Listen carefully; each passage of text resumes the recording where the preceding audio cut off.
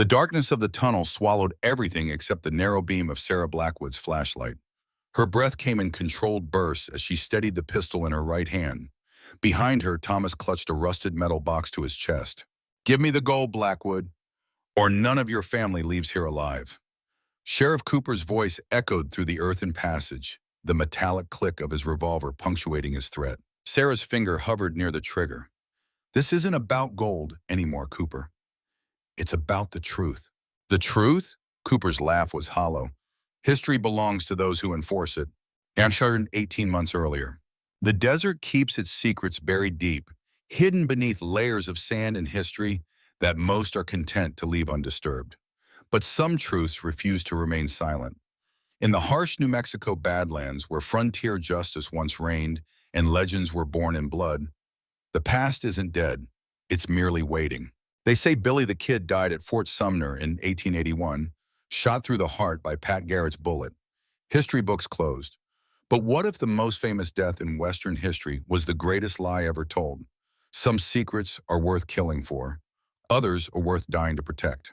And in the forgotten corners of Lincoln County, both the desperate and the powerful will stop at nothing to control a truth that's been waiting 140 years to be told. Sarah Blackwood stood on the worn wooden steps of the county courthouse, clutching a manila folder containing the deed to Rancho Escondido. The spring sun beat down on her shoulders, a familiar weight that reminded her of days spent patrolling under different skies. Her dark hair was pulled back in a simple ponytail, and her posture still reflected the military bearing that 12 years in the Marines had instilled. At 38, her face retained the striking beauty that had turned heads during her military service. Those sleepless nights and financial stress had etched fine lines around her green eyes. The chronic pain that had ended her career flared today, a reminder of the IED that had shattered her lower back 4 years ago. Next to her stood her children. 13-year-old Thomas, already showing the lanky height that would eventually surpass her own, his serious eyes taking in the courthouse with scrutiny, and 9-year-old Emma, whose boundless energy made standing still for any length of time a heroic achievement. "So it's officially ours now, Mom?" Thomas asked, his voice carrying the first hints of adolescent change. "It is," she answered, mustering a confidence she didn't entirely feel. 200 acres of ranch house and outbuildings that have seen better days, all ours. What she didn't say aloud was how terrifyingly little remained in her bank account after this purchase. The property had been suspiciously affordable, sold at a county tax auction for less than a quarter of what comparable properties commanded. The listing agent had been remarkably vague about its history, mentioning only that it had been abandoned for nearly 15 years following the previous owner's death. "When can we see it again?" Emma bounced on her toes, her face alight with adventure. "Right now," Sarah replied, ruffling her daughter's hair. "Let's go see our new home." Those words, "our new home," carried the weight of 4 years of transience following her medical discharge. 4 years of temporary apartments, of couch surfing with increasingly impatient relatives, of explaining to her children why they couldn't put posters on walls or adopt a pet. 4 years of watching her savings dwindle as she struggled with chronic pain and complicated civilian employment. The drive to their new property took 30 minutes along increasingly narrow roads that branched away from Diablo Springs' modest main street. Sarah's aging Ford Explorer navigated the bumpy terrain as she mentally cataloged what little she knew. Locals called it Rancho Escondido, the hidden ranch, after the natural depression in the landscape that kept it invisible from the main road until you were almost upon it. Built sometime in the 1880s, the ranch house had been expanded haphazardly over decades. As they turned onto the gravel driveway, both children pressed their faces against the windows. "Can we have horses?" Emma asked excitedly. "And maybe chickens," Thomas added, his cool demeanor cracking to reveal the child still present beneath his almost teenage exterior. "Let's focus on making the house livable first," Sarah answered. The property had possibilities despite its obvious neglect. The rolling fields could be cleared for gardening. The barn, while sagging in places, had a solid foundation. And the house itself had been built in an era when craftsmanship mattered. As they pulled up to the ranch house, Sarah allowed herself a moment of honesty about its condition. Sun-baked adobe walls showed cracks from decades of harsh weather.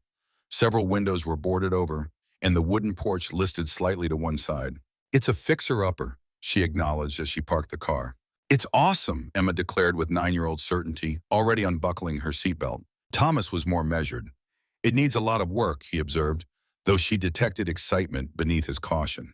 That it does, Sarah agreed, but it's ours. No landlord, no temporary lease, just our place to make into whatever we want. As they stepped out of the car, the quiet of the countryside enveloped them, a stark contrast to the apartment complex where they'd spent the past 11 months. No traffic noise, no neighbors' arguments, just birdsong and the distant sound of what might be water, a creek that marked the property's western boundary. Sarah unlocked the front door, which groaned in protest. The musty smell of long abandoned spaces greeted them, dust, old wood, and the faint scent of creosote and sage. Sunlight filtered through grimy windows, casting patterns on worn wooden floors that now bore the scratches of decades of use. We'll open all the windows, Sarah said, air it out and see what we're really dealing with. The children scattered, their footsteps echoing through empty rooms as they claimed territories and shouted discoveries. Mom, there's a huge fireplace up here. The bathtub has claw feet like in old movies. For all its dilapidation, the house had undeniable character. Carved wooden beams across ceilings, hand-plastered walls, and traditional adobe-style built-in cabinets. Details from an era when houses were built to last generations. The kitchen would need the most work. Outdated appliances from perhaps the 1970s, laminate countertops peeling at the edges, and linoleum flooring curling up at the corners. But the room was spacious, with large windows that would flood the space with light once properly cleaned. Sarah ran her hand along a countertop, leaving a trail in the dust. What had she gotten them into? Her VA disability payments and part-time bookkeeping job would cover the taxes and basic utilities, but renovations would require creativity and luck. She was still contemplating this when Emma's voice called from somewhere in the front of the house. Mom, the wall moved. I think there's something inside of it. Don't touch anything else until I get there, Sarah called, making her way toward her daughter's voice. The old floorboards creaked beneath her boots. She found Emma in what must have been a study or library. One of the wood-paneled walls had a section that stood slightly ajar, revealing darkness behind. I just leaned against it and it clicked, Emma explained, eyes wide with excitement. Sarah examined the wall carefully. What appeared to be solid wooden paneling was actually a concealed door, cleverly designed to blend with the surrounding wall. The mechanism seemed to be a simple pressure plate that Emma had accidentally triggered. Stand back, Sarah instructed, years of military caution taking over. She pulled a small flashlight from her pocket and gently pushed the panel wider. The beam of light revealed a small alcove built into the wall space, and there, resting on a crude wooden shelf, was a gun. An antique revolver, its metal dull with age, but its wooden grip still showing the rich patina of regular handling. Beside it lay a leather-bound book and what appeared to be a folded piece of yellowed paper. Is that a real gun? Thomas asked, having joined them silently. Very real, Sarah confirmed, recognizing the distinctive profile of a Colt single-action Army revolver, the famous Peacemaker that had been the sidearm of choice throughout the American West. As a Marine Corps armorer, she developed an expertise in firearms that extended to historical weapons. With careful movements, she reached in and lifted the revolver, checking that it was unloaded before bringing it into the light for closer examination. The gun was remarkably well preserved, its mechanism still functioning despite decades of concealment, and there, etched into the barrel in flowing script, were 3 letters that made her breath catch. It was Bob, William H. Bonney, Billy the Kid's real name. Mom, what is it? Thomas asked, noting her sudden stillness. Sarah turned the gun over in her hands, her mind racing. It's an 1873 Colt single-action Army, a very old, very valuable gun. She didn't mention the initials yet, not wanting to jump to conclusions. She returned to the alcove and carefully retrieved the book and paper. The book proved to be a journal, its pages filled with faded handwriting. The paper was a map, hand-drawn in ink, showing what appeared to be the layout of a building, possibly this very house, with markings and notations. We need to secure these properly, Sarah said, her voice dropping into what her children called her Marine mode, calm, authoritative, brooking no argument. Then we need to check the rest of the house for structural issues before we start moving in. As she carefully placed the items on a dusty sideboard, Sarah couldn't shake the feeling that their affordable purchase had just become considerably more complicated. Lincoln County had been Billy the Kid territory during his short, violent life, The outlaw had met his legendary end in nearby Fort Sumner, supposedly shot dead by Sheriff Pat Garrett in 1881. Had they just stumbled upon an authentic artifact from one of America's most notorious outlaws? And if so, what else might this crumbling ranch house be hiding? The next morning dawned clear and cool, a brief respite before the heat of the day would settle over the desert. Sarah had spent a restless night on an air mattress in what would eventually become her bedroom, her mind churning with questions about their discovery. The children, with the adaptability of youth, had slept soundly despite the unfamiliar surroundings and the distant howls of coyotes. Over a simple breakfast prepared on a camping stove, the kitchen appliances needed inspection before use, Sarah outlined the day's priorities. Checking the electrical and plumbing systems, securing doors and windows, and making a comprehensive list of immediate repairs. The mysterious gun and journal would have to wait until these essentials were addressed. "Can we go into town for supplies?" Thomas asked, always eager to explore new territories. Sarah nodded. "We'll need to stock up on cleaning supplies at minimum, and I want to ask around about reliable contractors." Their first venture into Diablo Springs as new residents, rather than just prospective property buyers, proved illuminating. The town consisted of one main street lined with buildings that reflected its 1880s origins, though now housing modern businesses, a general store that doubled as a hardware supplier, a small grocery, a diner, a post office, and various other establishments necessary for rural life. At the hardware store, they were greeted by an older man whose weathered face and calloused hands spoke of a lifetime of physical labor. His eyes, however, remained sharp and assessing beneath bushy white eyebrows. "You must be the folks who bought Rancho Escondido," he said by way of greeting, extending a hand. "James Reynolds, this is my place." Sarah shook his offered hand, noting the firm grip and the way his eyes lingered on her face with undisguised curiosity. "Sarah Blackwood, these are my children, Thomas and Emma." James nodded, studying them with an appraising look that reminded Sarah of old sergeants evaluating new recruits. His gaze settled briefly on the service pin on her jacket. "Marines?" 12 years, medical discharge 4 years ago. Something in his expression shifted. Not quite approval, but a certain reassessment. "Army myself, 2 tours in Vietnam back when it was still a jungle and not a tourist destination." The shared understanding of military service created an immediate, if tenuous, connection. Reynolds gestured for them to follow him deeper into the store, past shelves stocked with an eclectic mix of modern hardware and what appeared to be antique tools. "Wouldn't have expected anyone to buy that place," he commented as he began gathering supplies they would likely need based on experience assessment of new property owners. "Been sitting empty since old Miguel Ortega passed, going on 15 years now."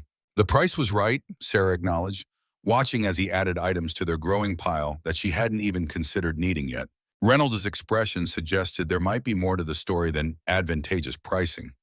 "Folks around here tend to give that property a wide berth," he said carefully. "History to it that makes some uncomfortable." Sarah felt a flutter of unease, remembering the hidden gun with its provocative initials. What kind of history? Reynolds seemed to consider how much to share with these newcomers. "Most of it's just talk," he finally said. "Every old place in these parts has stories attached, but that one..." He trailed off, then appeared to make a decision. "You might want to look into the name Frank Miller, original owner of that property way back in the 1880s. The name meant nothing to Sarah, but Reynolds said it with the weight of someone referencing a figure everyone should recognize. "Should I know who that is?" Reynolds shook his head. "Not unless you're up on local history from the 1880s. Rancher, businessman, some say friend to Billy the Kid. Had connections to your property way back when." He placed another item on their pile, a heavy-duty flashlight with remarkable battery life, according to its packaging. "For exploring," he said with a meaningful look that Sarah couldn't quite interpret. As Reynolds rang up their purchases, an elderly woman entered the store. Her silver hair was pulled back in a neat bun, and despite the heat, she wore a formal blouse and skirt that seemed from another era. The storekeeper nodded respectfully in her direction. "Mrs. Gutierrez, what can I do for you today?" The woman approached slowly, leaning slightly on a carved wooden cane, her dark eyes immediately fixing on Sarah and her children with undisguised interest. "You are the new owners of Rancho Escondido," she stated rather than asked, her voice carrying the musical cadence of a native Spanish speaker, though her English was flawless. "Word travels fast," Sarah observed, The elderly woman's mouth curved in what might have been a smile. In Diablo Springs, the wind carries whispers, and the walls have ears, she replied, the poetic phrasing at odds with her otherwise practical demeanor. I am Maria Gutierrez. My family has lived in this valley since before it was American territory. She extended a hand which Sarah shook gently, feeling the surprising strength in the older woman's grip. Sarah Blackwood, these are my children, Thomas and Emma. Maria's gaze lingered on Thomas, who stood slightly taller under her scrutiny. You have the look of a scholar, she observed, causing the boy to flush with pleasure. You will find our history interesting, I think. To Emma, she offered a smaller nod. And you, little one, have explorer's eyes. Be careful where they lead you. Sarah found herself both charmed and slightly unnerved by the woman's mannered speech and penetrating gaze. We're still getting settled, she said, but I'd welcome any information about the property's history. Maria Gutierrez considered this for a moment, then reached into her handbag and withdrew a business card. Come to the Historical Society when you are ready. I am there Tuesday through Friday, cataloging our archives. She handed the card to Sarah, then turned to Reynolds. James, I need the special light bulbs for the display cases. As Reynolds moved to help the elderly woman, Sarah examined the card. Maria Gutierrez, head archivist, Diablo Springs Historical Society, it read, with an address on Main Street. By the time they left the hardware store laden with supplies and subtle warnings about their new home's mysterious past, Sarah's curiosity had been thoroughly piqued. She made a mental note to visit the Historical Society once the immediate work on the house was underway. Back at Rancho Escondido, they spent the remainder of the day cleaning, airing out rooms, and making the space minimally habitable until their furniture arrived the following day. As dusk approached, Sarah found a moment to examine their discoveries from the hidden alcove more carefully. Seated at a folding table on the front porch, with the failing light supplemented by the new heavy-duty flashlight, she turned the antique revolver over in her hands.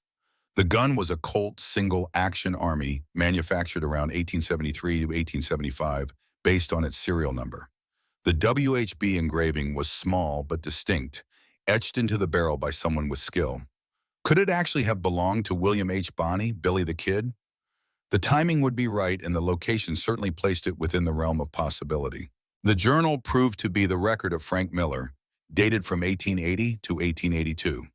The handwriting was educated but utilitarian, the entries primarily concerned with ranch operations, weather patterns, and business dealings. Sarah skimmed through, looking for any mention of Billy the Kid or unusual activities.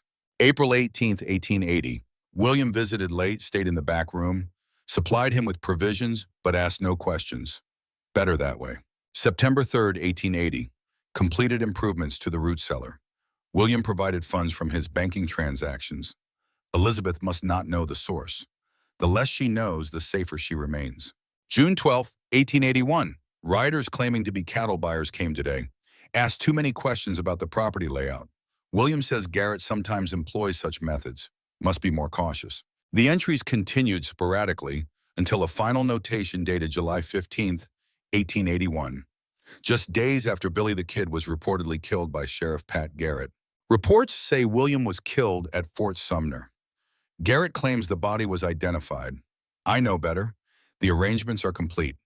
When this journal is found, the truth will already be established beyond questioning. History belongs to those who write it.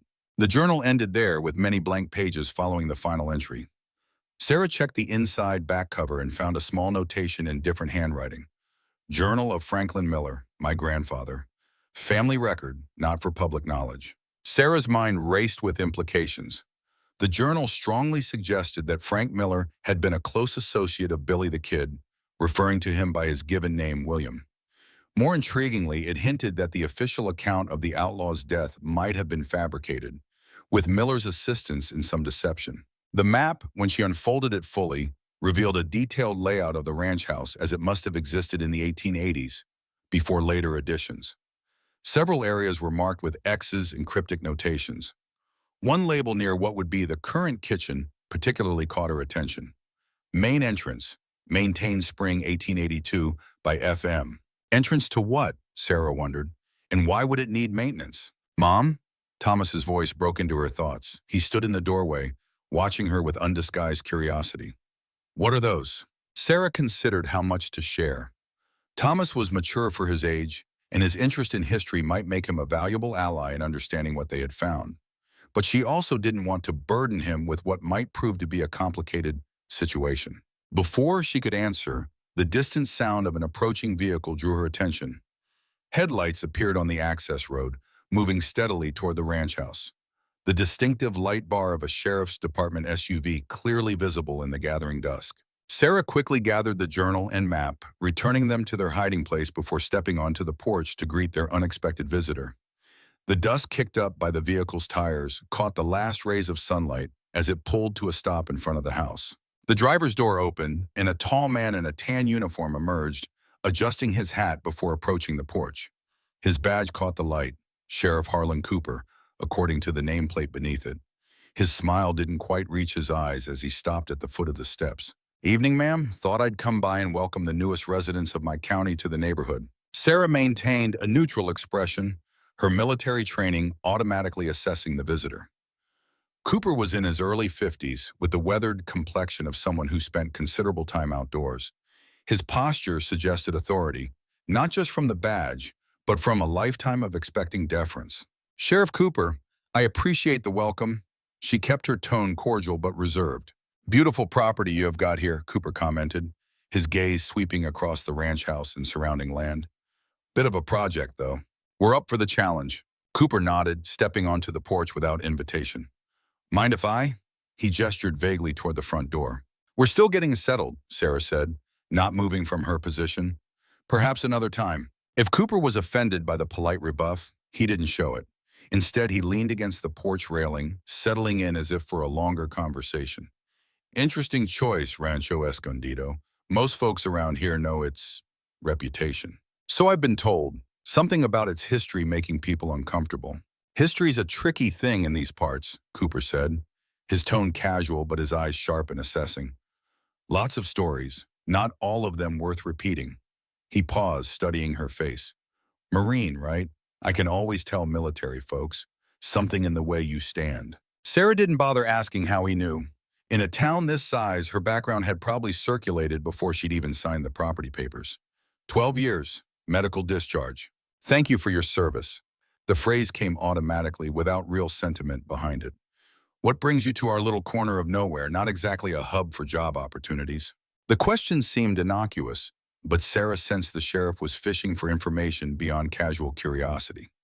"Remote work options have opened up possibilities," she answered vaguely.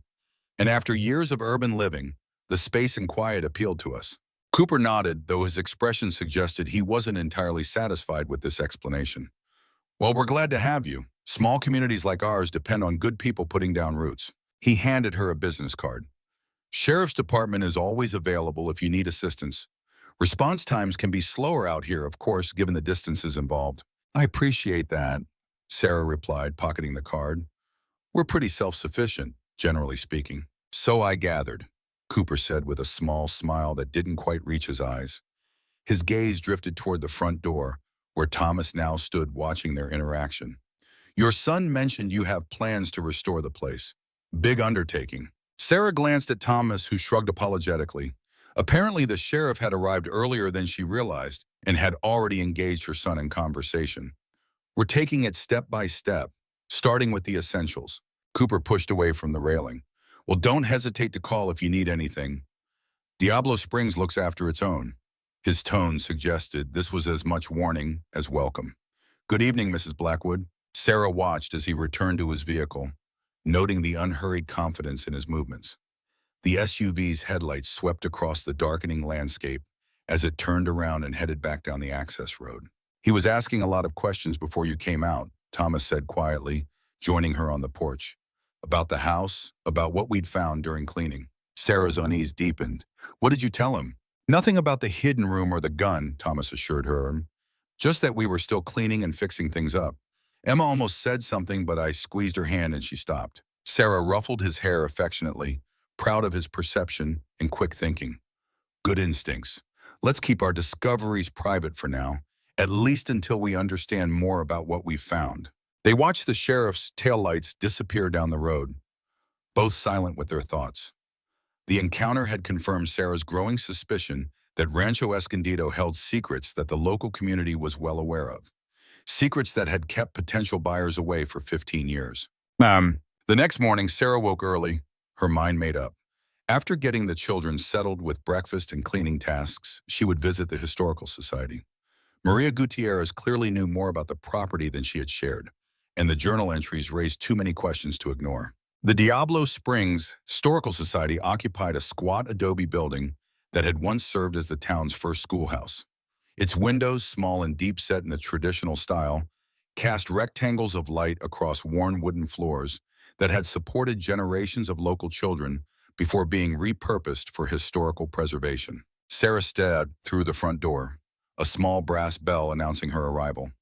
The interior was cooler than the already warming day outside, the thick adobe walls performing their centuries-old function of temperature regulation.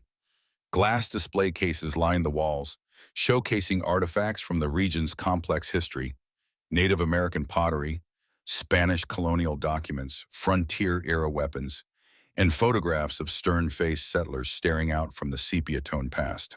"I wondered how long it would take you to visit us." Maria Gutierrez's voice came from a doorway at the rear of the main room. The elderly archivist stood framed in the entrance to what appeared to be a research area, her silver hair once again pulled back in a formal bun, her dark eyes sharp with intelligence despite her advanced years. "I've been busy settling in," Sarah replied, approaching with measured steps. "But I've found some things at the ranch that raise questions." Maria nodded as if this was precisely what she had expected. "The hidden places have revealed themselves to you then. They do not do so for everyone."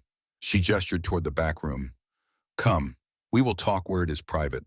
The research room beyond was lined with metal shelving units containing boxes of documents, ledgers, and photographs.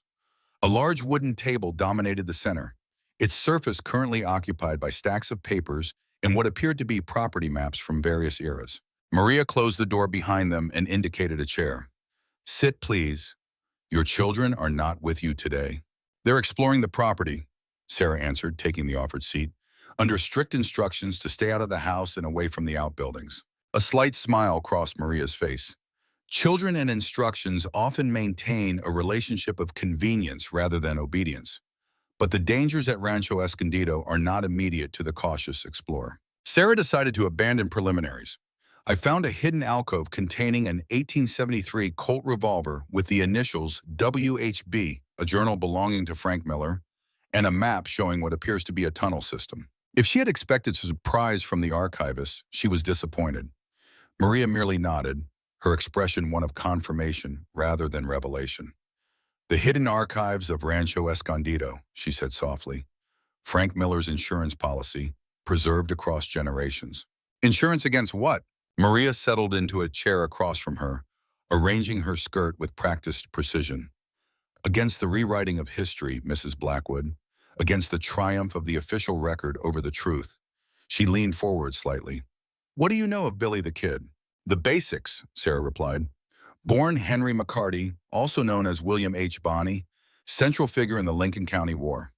Escaped custody multiple times before being shot by Pat Garrett in 1881. "So says the official history," Maria agreed.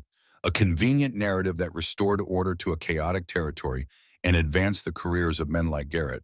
But in Diablo Springs, other stories have persisted, stories preserved by families who witnessed different events." The elderly woman rose and moved to one of the shelving units, retrieving a leather-bound volume similar to the journal Sarah had found. "This is the companion to your discovery," she explained, placing it carefully on the table. "Frank Miller's second journal, covering 1882 to 1889, after the supposed death of Billy the Kid." Sarah stared at the journal, understanding dawning. "You knew what I would find at the ranch." "I suspected," Maria corrected. "The Ortega family, the last owners, were not interested in the property's history. They sealed the hidden places, preferring to focus on ranching operations. When Miguel developed Alzheimer's and the property fell into disrepair, many of us feared the historical evidence might be lost or destroyed." She opened the journal to a marked page. "Read this entry from October 3rd, 1882. Sarah leaned forward, examining the faded but legible handwriting. "William has settled well in Colorado under his new identity. Monthly correspondence confirms his business ventures prosper. The irony of his legitimate success after years of notoriety would amuse his former adversaries. The tunnel system has been fully secured and access points concealed as planned. Should future need arise, all remains in readiness. Garrett continues to enjoy his fame as the man who killed Billy the Kid. Let him have his glory. The living truth is worth more than dead legend. Sarah looked up, the implications becoming clear. Frank Miller helped Billy the Kid fake his death and escape to Colorado? Maria nodded. So our local history maintains. Frank Miller was not merely an associate of Billy the Kid, but his half-uncle on his mother's side, a family connection carefully omitted from official records but preserved in local memory. When Garrett closed in, Miller provided the means for his nephew's escape, including the elaborate tunnel system you have discovered. But why, Sarah asked, why go to such lengths and why preserve the evidence rather than destroy it? Ah, Maria smiled slightly. There is the real historical mystery. According to family stories passed down through generations, Billy the Kid possessed something of great value, something that multiple powerful interests were willing to kill for. The tunnels were not merely an escape route, but a secure location for whatever this item or information might have been. Sarah thought of the map she'd found, with its marked locations and cryptic notations, and this valuable thing might still be hidden somewhere on the property. It is possible, Maria acknowledged, though many have searched over the decades. The Ortega family, treasure hunters who trespassed during periods when the ranch was unoccupied. Even certain officials with the resources to conduct more thorough investigations. She fixed Sarah with a penetrating gaze. Which brings us to the present circumstance. Your purchase of Rancho Escondido has reawakened dormant interest in its secrets. You should be prepared for uninvited attention. Like Sheriff Cooper, appearing on my property after dark, Maria's expression registered mild surprise. Cooper introduced himself already? Interesting. He is not usually so forward. She considered for a moment.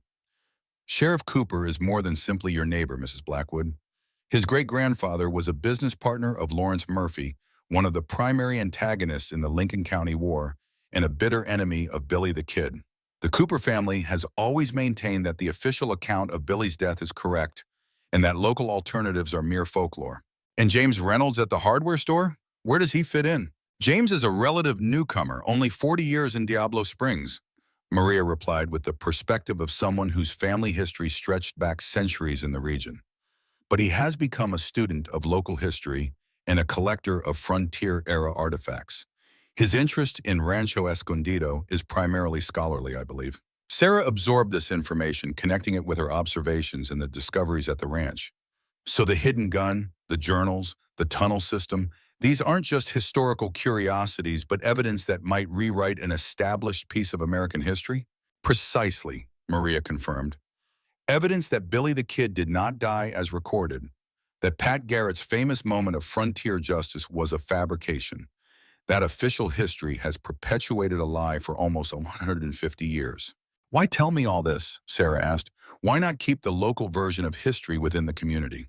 Maria's expression grew solemn. Because Rancho Escondido chose you, Mrs. Blackwood. Properties with such history sometimes select their custodians rather than the reverse.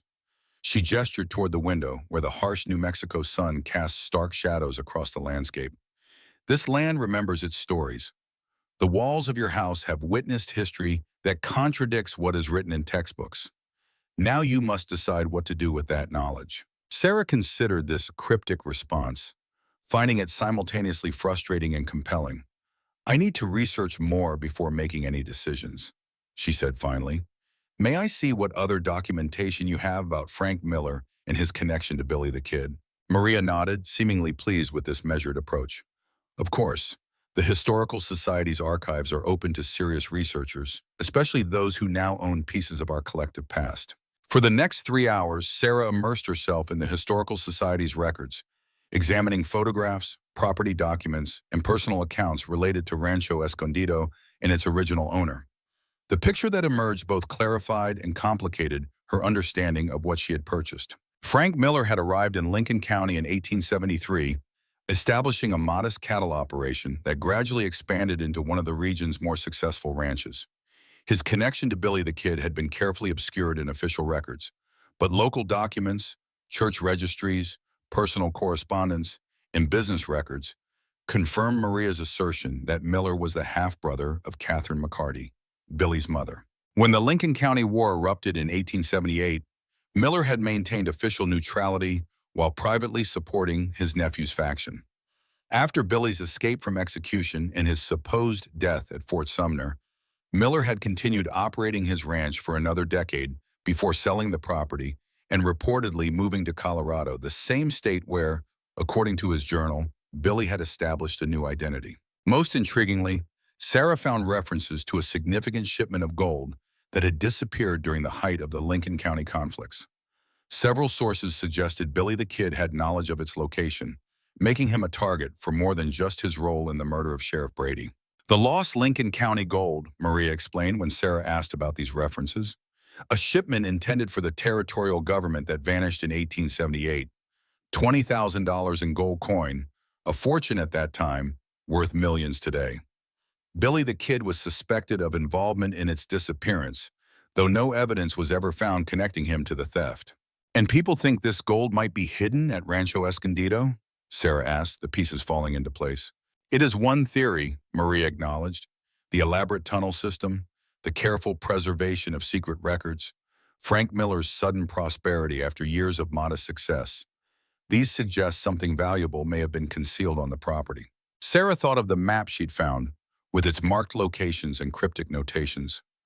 Could it indicate hiding places for portions of this lost gold? The tunnel entrance she had yet to discover was clearly only one part of a larger system. What might lie deeper within, in areas not yet explored? As she prepared to leave the Historical Society, Maria handed her a small leather-bound book. This might be useful in your research, the elderly archivist said. A collection of first-hand accounts from the Lincoln County War, including some from individuals who knew Billy the Kid personally. Less filtered than the popular histories. Sarah accepted the book with thanks, sensing that Maria Gutierrez had decided to become an ally in her exploration of Rancho Escondido's secrets. As she turned to leave, a final question occurred to her. The current sheriff, does he have any connection to this history? Maria's expression turned guarded. Sheriff Harlan Cooper comes from one of the oldest families in the county. His great-grandfather was a business partner of Lawrence Murphy, one of the primary antagonists in the Lincoln County War and a bitter enemy of Billy the Kid. She paused significantly. The Cooper family has always maintained that the official account of Billy's death is correct and that local alternatives are mere folklore. Sheriff Cooper himself has been discouraged when confronted with evidence to the contrary. I see, Sarah said, understanding the warning implicit in this information. Thank you for your candor. The drive back to Rancho Escondido gave Sarah time to process what she had learned. The property she had purchased as a simple solution to her family's housing needs had turned out to be a historical nexus, potentially containing evidence that could rewrite a significant chapter of frontier history, as well as a lost fortune in gold that multiple local factions might still be seeking. As she turned onto the gravel drive leading to the ranch house, her mind was so occupied with these revelations that she almost didn't notice the unfamiliar truck parked near the barn. It wasn't Sheriff Cooper's official vehicle, but a well-maintained pickup with mud-spattered sides suggesting regular use on rural roads. Sarah parked beside it, immediately alert. She hadn't invited anyone to the property, and the children had been instructed not to approach strangers. Her hand moved instinctively to her hip, where her sidearm would have been during her military days. The gesture was automatic, though the weapon itself was safely locked away in the house. As she approached this barn, she heard voices. Thomas's animated tones followed by a deeper male response. Relief mingled with annoyance. Her son was apparently fine, but he'd clearly disregarded her instructions about interacting with visitors. The barn door stood partially open. Sarah moved quietly, years of training making her footsteps almost silent on the packed earth. Through the gap, she could see Thomas gesturing enthusiastically, while a tall man with graying hair examined what appeared to be an old bridle hanging on the wall. The leatherwork is consistent with 1880s craftsmanship, the man was saying, his tone professorial. See the hand stitching here? Machine stitches wouldn't have this slight irregularity. So it could be from when Frank Miller owned the ranch? Thomas asked, his voice bright with interest. Possibly. Miller was known for quality equipment, invested in the best for his operation. Sarah pushed the door wider, making her presence known. Both figures turned toward her, Thomas with a flash of guilt crossing his features, the stranger with calm assessment. Mom, this is Mr. Montgomery. He knows all about the ranch's history. The man stepped forward, extending a hand.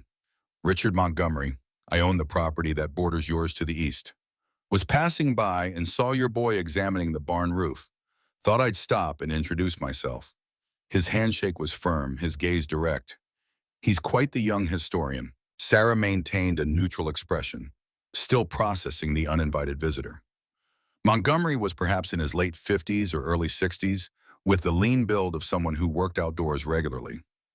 His clothes were practical but of good quality, and his manner suggested education rather than just practical knowledge. Sarah Blackwood, I appreciate your introducing yourself, but I prefer advance notice before visits, especially when my children are alone on the property. Montgomery nodded, accepting the rebuke without offense. Of course, poor judgment on my part. I was simply excited to meet the new owners. This property has a special significance to those of us who study local history. So I'm beginning to understand, Sarah replied, her tone measured. Everyone seems remarkably interested in Rancho Escondido. A slight smile crossed Montgomery's face. I imagine Maria Gutierrez has already provided you with the unofficial history. She doesn't waste time when historical documentation is at stake. The casual reference to her visit to the Historical Society confirms Sarah's suspicion that news traveled with extraordinary speed in Diablo Springs. Mrs. Gutierrez has been helpful in providing context about the property. I'm sure she has. Montgomery glanced at Thomas, then back to Sarah. Perhaps we could speak privately? There are aspects of Rancho Escondido's history that might be better discussed among adults. Sarah hesitated, then turned to her son. Thomas, please go check on Emma. Make sure she's not getting into trouble. The boy looked ready to protest but recognized his mother's tone. With obvious reluctance, he nodded. Nice meeting you, Mr. Montgomery. Thanks for explaining about the bridal. My pleasure, young man. You have a keen eye for historical details. Once Thomas had left the barn, Sarah turned back to Montgomery, her posture subtly shifting to a more defensive stance. What exactly is your interest in my property, Mr. Montgomery? Direct. I appreciate that. He moved to a weathered wooden bench along one wall and gestured for her to join him. When she remained standing, he nodded and continued. I'm a civil engineer by training, Mrs. Blackwood. Spent 30 years working on water management projects throughout the Southwest before retiring to focus on my true passion, historical research. He paused, studying her face. More specifically, research into the Lincoln County War and its most infamous participant, William H. Bonney. Billy the Kid, Sarah said flatly. The very same. Though I suspect you've already discovered evidence suggesting that the official account of his death may be incomplete. Sarah kept her expression neutral, unwilling to confirm or deny. Montgomery smiled slightly. Your discretion is prudent, given the local politics surrounding the matter. But perhaps I can offer something to establish my bona fides. He reached into his jacket pocket and withdrew a folded piece of paper, which he handed to her. This might interest you. Sarah unfolded the paper carefully. It was a photocopy of what appeared to be an old newspaper clipping. The masthead read Denver Business Register, 1894. The image showed 5 men in formal attire standing before a stone building, identified in the caption as the newly opened First Merchants Bank of Denver. Look at the man on the far right, Montgomery suggested. Sarah examined the figure indicated. A man of medium height and build, his features partially obscured by a neatly trimmed beard. Nothing immediately remarkable distinguished him from his colleagues. Now look at this. Montgomery produced a second document, a photocopy of a known photograph of Billy the Kid, one of the few authenticated images of the outlaw showing him standing with a rifle. Compare the eyes, Montgomery instructed, the set of the shoulders, the way he holds his head slightly tilted to the right. Sarah studied both images carefully, her trained eye for detail noting the similarities Montgomery highlighted.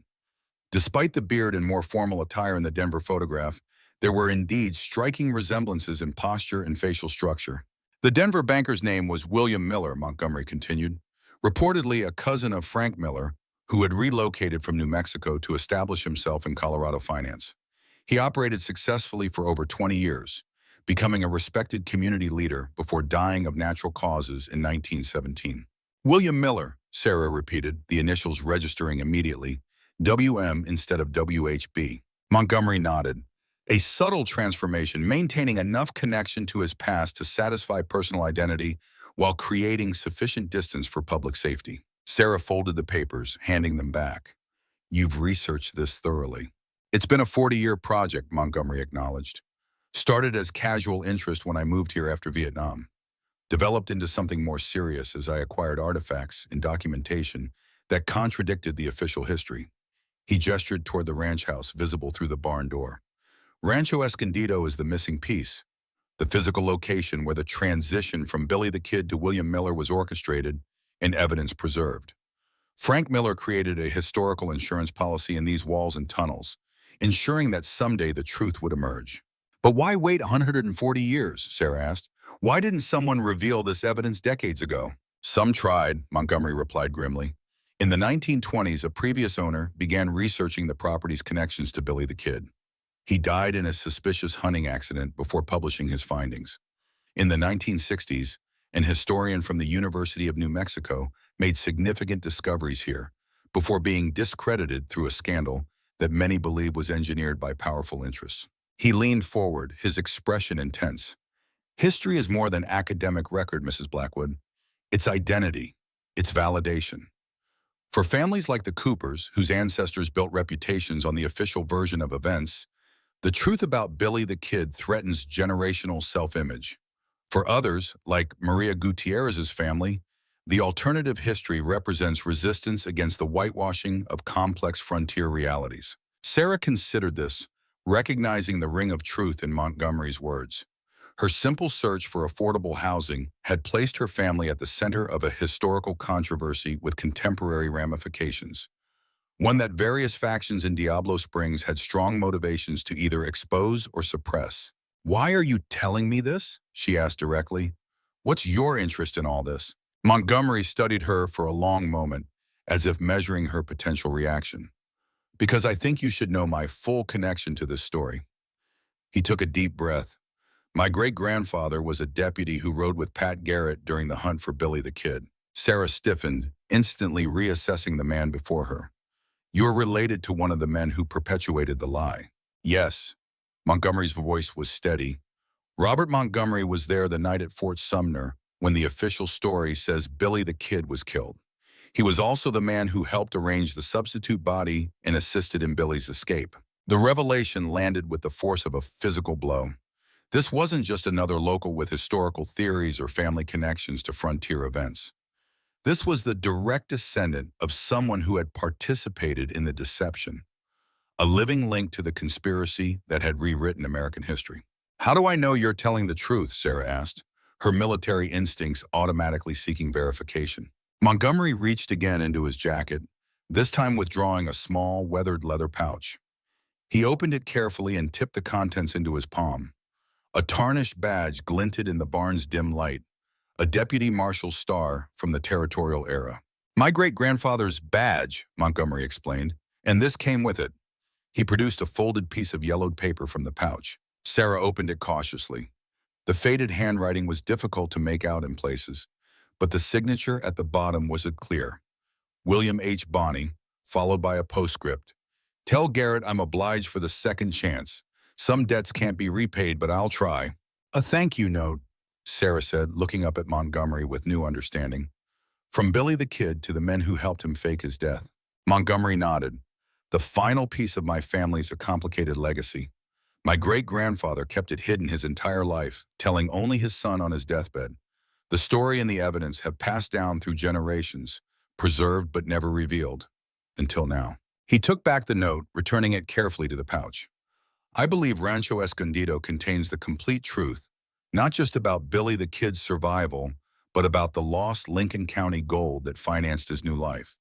I've spent decades piecing together fragments of this story, but the key evidence has always been here, in this property.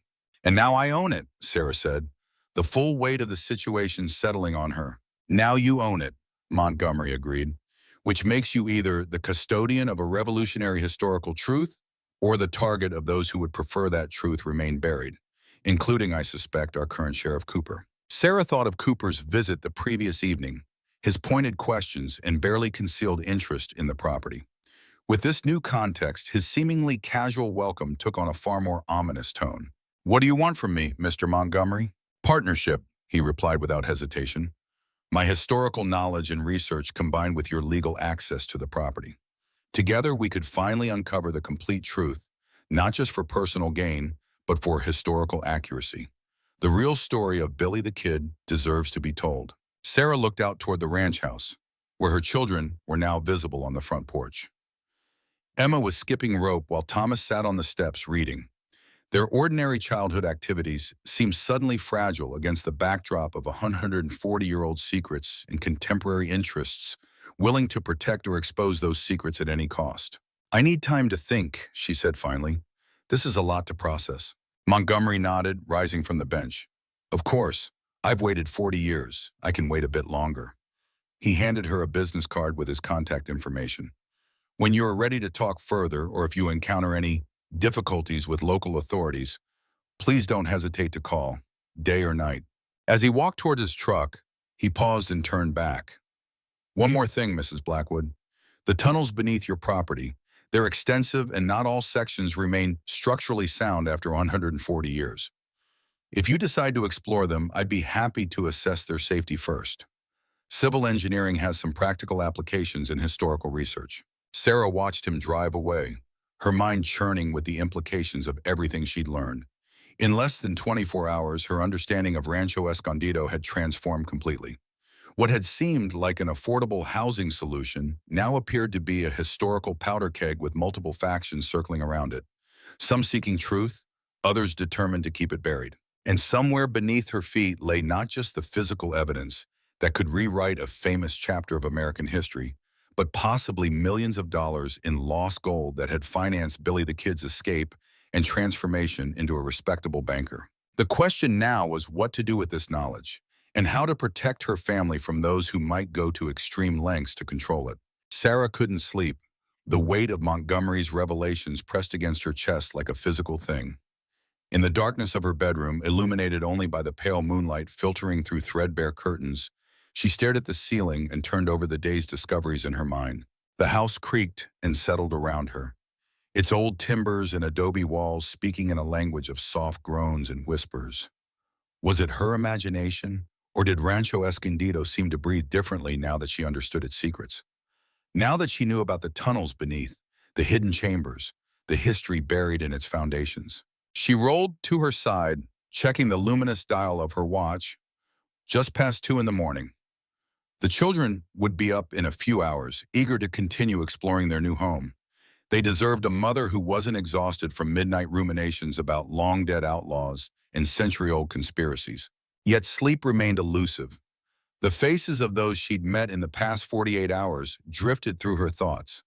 Maria Gutierrez with her penetrating gaze and cryptic warnings, James Reynolds offering supplies with loaded suggestions, Sheriff Cooper's barely concealed interest in the property, and now Richard Montgomery, claiming a familial connection to the very conspiracy that had rewritten American history. Each seemed to want something from her, access to the property, control of its secrets, possession of its treasures.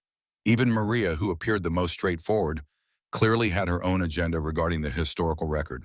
And somewhere beneath the floorboards lay tunnels that might contain not just documentary evidence of Billy the Kid's survival, but possibly millions in stolen gold. Gold that multiple powerful interests had been seeking for generations. Sarah sat up, giving up on sleep. She pulled on a robe and moved quietly through the darkened house to the kitchen. Moonlight spilled across the worn linoleum as she filled a glass with water from the tap, then leaned against the counter, looking out the window toward the silhouettes of distant mesas against the star-filled sky. The sound of shuffling footsteps made her turn. Thomas stood in the doorway, his hair tousled from sleep, looking older somehow in the silver light. "Can't sleep either?" he asked, rubbing his eyes. Sarah smiled, making room for him at the counter. "Too many thoughts." He nodded, accepting the half glass of water she offered. "Is it about what the man in the barn told you, Mr. Montgomery?" Sarah studied her son's face. Thomas had always been perceptive, sometimes uncomfortably so. Even as a young child, he'd had an uncanny ability to read the emotions of those around him, particularly hers. "Partly," she admitted. "How much did you hear?" "Not much, but he seemed really interested in the house. And in Billy the Kid." He took a sip of water. "I found some stuff online today about this place, before you got back from town." Sarah raised an eyebrow. "We don't have internet yet." "My phone has data," he said with a slight shrug. "I wanted to know more about the house." "And what did you find?" Thomas leaned against the counter, mirroring her posture in a way that suddenly reminded Sarah of his father. There's not much official information, just that it was built in the 1880s by Franklin Miller, who was a rancher, but there are some forum posts on history websites where people talk about rumors. What kind of rumors? That Billy the Kid didn't really die when the history books say he did. That he escaped with help from Frank Miller, who was related to him somehow, and that he took a bunch of stolen gold with him. Thomas glanced sideways at her. The same gold that disappeared during the Lincoln County War. Sarah nodded slowly. The internet had apparently yielded the same general outline she'd pieced together from Maria's archives and Montgomery's revelations, though likely with less detail and documentation. There's something else, Thomas continued. Someone posted about deaths connected to this place. People who tried to find the tunnels or the gold. A man in the 1920s who had an accident while hunting. A professor in the 1960s who got discredited right after he started researching here. Sarah's mind flashed to Montgomery's similar warning. Confirmation from an independent source made the threat seem more concrete, more immediate. That's why you tried to keep Emma from talking to the sheriff, isn't it? She asked. You were already suspicious. Thomas nodded. He didn't seem like he was just being friendly. He kept asking about the house, if we'd found anything unusual during the cleaning. He paused. Mom, what's really going on here? What did we buy into? Sarah sighed, making a decision. Thomas was old enough to understand at least part of the truth, and keeping him completely in the dark might actually be more dangerous given the circumstances. It appears that Rancho Escondido has a complicated history, she began, choosing her words carefully. There's evidence suggesting that Billy the Kid didn't die at Fort Sumner as officially recorded, that Frank Miller, who was apparently his uncle, helped him fake his death and escape to Colorado, where he created a new identity and lived out his life as a banker named William Miller. Thomas's eyes widened. So the stories online are true? Some of them, possibly. Maria Gutierrez at the Historical Society showed me documentation that supports this version of events. And Mr. Montgomery claims his great-grandfather was one of Pat Garrett's deputies who helped arrange the deception. Why would they do that? Help an outlaw escape? That's where the gold comes in, Sarah explained. During the Lincoln County War, a shipment of government gold went missing, worth about $20,000 then, which would be millions today. The theory is that Billy the Kid knew where it was hidden, and he used some of it to finance his escape and new identity. And people think it's hidden here in the tunnels under the house? Sarah nodded. That's the theory, which explains why Sheriff Cooper and others seem so interested in our property. Thomas absorbed this, his expression thoughtful. So what are we going to do? The question hung between them, deceptively simple yet impossibly complex. What indeed? For now, we're going to be careful, Sarah said finally. We'll continue renovating the house as planned, but we'll also document what we find, and we'll be cautious about who we trust with that information. Thomas nodded, accepting this measured approach. We should explore the tunnels, though, see what's really down there. Not without proper equipment and safety precautions, Sarah countered firmly. If Montgomery is right, parts of the tunnel system could be unstable after all this time. Mr. Montgomery offered to help with that, right? Since he's an engineer. Sarah studied her son's eager expression. His curiosity and enthusiasm for history could be valuable allies in understanding what they'd found, but she was acutely aware of the potential dangers involved, not just structural hazards in the tunnels, but the human threats that might emerge as word of their discoveries spread. We'll consider his offer, she said, neither committing nor refusing. But first, I want to verify his story, confirm that he is who he says he is. Thomas nodded, understanding the caution. How will you do that? I have some resources from my military days. People who can run background checks discreetly. She glanced at her watch. But that's tomorrow's problem. Right now you need to get back to sleep. We have a lot of work to do in the morning. As Thomas headed back to his room, Sarah remained in the kitchen, watching the slow drift of clouds across the star-filled sky. Despite her words of reassurance to her son, she felt the weight of their situation settling more firmly on her shoulders. She had brought her children to Rancho Escondido seeking stability and a fresh start. Instead, she might have placed them at the center of a historical controversy that powerful local interests had been suppressing for generations. Whatever lay beneath this house, tunnels, gold, historical evidence, it wasn't simply a matter of discovery. It was a potential threat to established narratives, to family legacies, to reputations built on the official version of Billy the Kid's death. and people who had invested in those narratives might go to significant lengths to protect them. Sarah finished her water and moved to the window, looking out at the dark silhouette of the barn where she had spoken with Montgomery. Her military training had taught her to assess threats and develop contingency plans. Perhaps it was time to apply those skills to their current situation. Starting tomorrow, she would need to take concrete steps to protect both her family and whatever historical truth lay buried beneath Rancho Escondido. The furniture delivery arrived shortly after dawn, a moving truck laboring up the dirt road to deliver the modest collection of beds, tables, chairs, and appliances that Sarah had purchased secondhand from a warehouse in Albuquerque. The driver and his assistant seemed eager to complete the delivery and depart, casting uneasy glances at the property as they carried pieces into the house. Not staying long? Sarah asked as they prepared to leave. The delivery completed in record time. The driver shrugged, avoiding direct eye contact. Got other deliveries, you know how it is. But his relief at leaving was palpable, another small confirmation of the property's reputation in the local community. With the furniture in place, Rancho Escondido began to feel more like a home and less like an abandoned historical site. Sarah focused the morning on practical tasks, arranging the children's rooms, installing the refrigerator, testing the newly connected electricity and water systems. Normal domestic activities that helped ground her amid the swirling questions about what lay beneath their feet. Around midday, as she was organizing the kitchen, she heard the sound of a vehicle approaching. Tensing slightly, she moved to the window, relaxing only when she recognized James Reynolds' truck pulling up in front of the house. Thought you might need some help with the heavy lifting, he called as he climbed out, nodding toward the furniture visible through the open front door. And I brought a housewarming gift. He lifted a large paper bag from the passenger seat. Sarah met him on the porch, accepting the bag with a smile. Inside was a collection of basic pantry staples: flour, sugar, coffee, and canned goods. Practical items for a family still settling in. That's very thoughtful, she said, genuinely touched by the gesture. Reynolds nodded, his weathered face creasing in a slight smile. Community looks after its own, even newcomers. He glanced past her into the house. Making progress, I see. Slowly but surely, the furniture helps make it feel more like ours. Reynolds followed her inside, helping to arrange the heavier pieces as directed. His assistance was efficient and unobtrusive, the practiced movements of someone accustomed to physical labor despite his age. As they worked, he offered practical advice about the house, which windows tended to stick, how to manage the antiquated heating system, where to find the best well water when the municipal supply occasionally faltered. It was only after they had finished, sitting on the newly arranged front porch chairs with glasses of lemonade, that he broached the subject Sarah had been anticipating. Heard you visited the Historical Society yesterday, he said, his tone carefully casual. Maria Gutierrez is quite the custodian of local memory.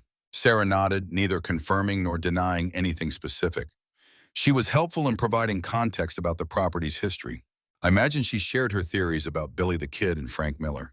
Among other things, Reynolds studied her over the rim of his glass. Richard Montgomery stopped by as well, I understand. News truly did travel at remarkable speed in Diablo Springs. You seem well informed about my visitors, Mr. Reynolds. A slight smile creased his face. Small town, and your property has always drawn attention. He set his glass down on the small table between them. I should be straight with you, Mrs. Blackwood. I have my own interest in Rancho Escondido's history, been collecting artifacts and accounts related to the Lincoln County War for nearly 40 years. So Maria mentioned. Reynolds nodded. What she probably didn't tell you is that I've documented every owner's experience with this property since the 1950s. The discoveries, the searches, the complications that sometimes followed. Sarah's attention sharpened. Complications? This property has a way of attracting strong reactions. The tunnels, the rumors of hidden gold, the alternative history of Billy the Kid. They've drawn treasure hunters, historians, and others with more personal stakes in the official narrative. He leaned forward slightly, including members of the Cooper family. Sheriff Cooper made a point of welcoming me personally. I'm sure he did. Reynolds' expression grew more serious. His grandfather used to trespass regularly when this place was vacant between owners, looking for entrance points to the tunnel system. And young Harlan himself was caught breaking into the root cellar back in his teens, before he joined the department. Sarah absorbed this information, fitting it into the growing mosaic of local interests surrounding her property. Why are you telling me this? Reynolds considered the question, his gaze drifting across the landscape visible from the porch. Because I believe in historical truth, Mrs. Blackwood.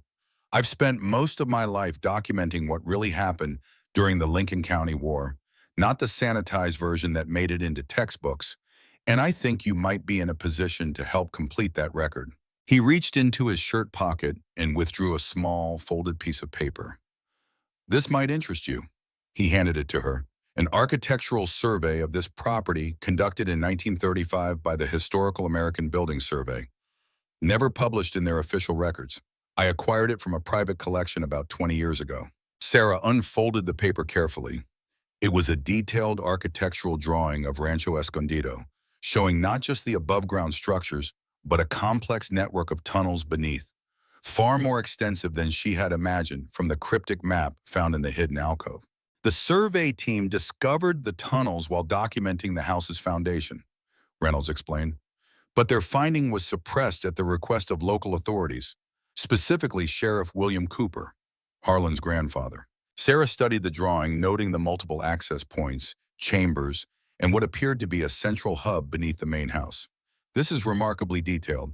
The team was thorough, engineers and architects, not just historians. Reynolds tapped a section of the drawing showing what appeared to be a large chamber beneath the kitchen area. This is what they were most interested in. A room approximately 15 feet square, with reinforced walls and what they described as evidence of secure storage facilities. The vault for the Lincoln County gold, Sarah murmured. That's the theory, though by 1935 it was likely empty, the contents having been gradually relocated by Frank Miller before he sold the property and joined his nephew in Colorado. Reynolds folded his hands in his lap. What interests me more is the documentary evidence that might still be preserved in the tunnels.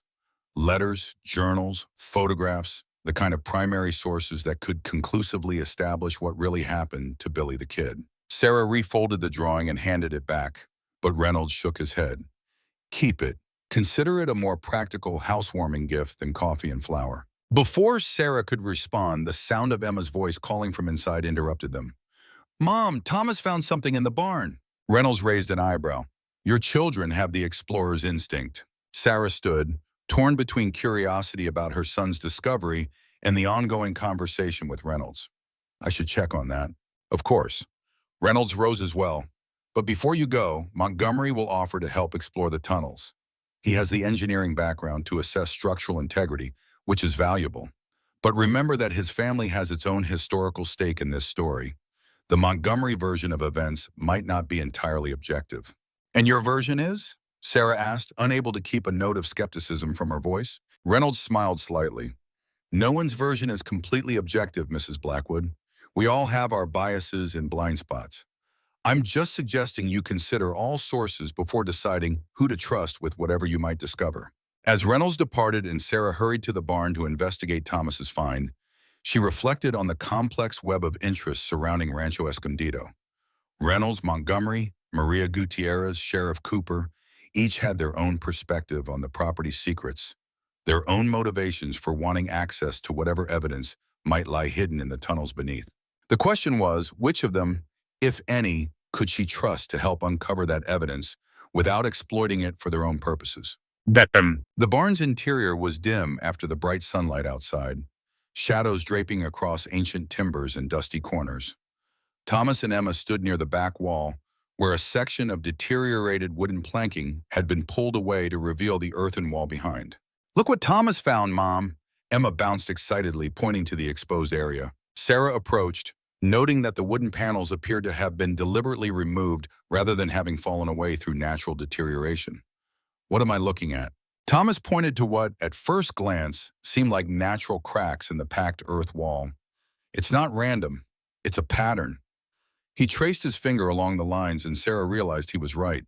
The cracks formed what appeared to be a crude map, with X marks at several locations. It was covered by these boards, Thomas explained, indicating the removed planking. They looked newer than the rest of the barn wall, like someone added them specifically to hide this. Sarah examined the etched map more closely. It clearly showed the main house, the barn, and what appeared to be the creek that marked the western boundary of their property. The X marks were distributed across the property, with the largest near what would be the current kitchen area. matching the location of the central chamber on Reynolds's architectural survey. "When did you find this?" she asked, trying to keep her tone casual despite the significance of the discovery. "Just now, Emma wanted to see the hayloft, and I was checking if the ladder was safe." Thomas glanced toward the rickety wooden ladder leading to the upper level of the barn. "I noticed the boards look different on this section of wall." Sarah considered the map thoughtfully. It appeared to be a simplified version of the more detailed drawing Reynolds had provided, perhaps intended as a backup guide to the tunnel system in case the primary documentation was lost or destroyed. "This is interesting historical graffiti," she said, deliberately understating her reaction. Despite her late-night conversation with Thomas, she preferred not to excite Emma with talk of hidden treasure and historical conspiracies, probably from when the ranch was active in the old days. Emma looked disappointed at this mundane explanation, but Thomas caught his mother's eye with understanding. This was something they would discuss more privately. "Let's head back to the house," Sarah suggested. "I need your help arranging the living room furniture." As they walked across the yard toward the house, Thomas fell into step beside her, speaking quietly. "It matches what we talked about last night, doesn't it? The tunnels and everything?" Sarah nodded slightly. "It seems to, but let's not jump to conclusions yet." "Mr. Reynolds was here," Thomas observed. "Did he tell you more about the history?" "Some. He gave me a more detailed map of the property, including what might be beneath it." She glanced at her son. "He also suggested being careful about who we trust with what we find." Thomas processed this with the seriousness she'd come to expect from him. "So what's the plan?" It was a question Sarah had been pondering all morning.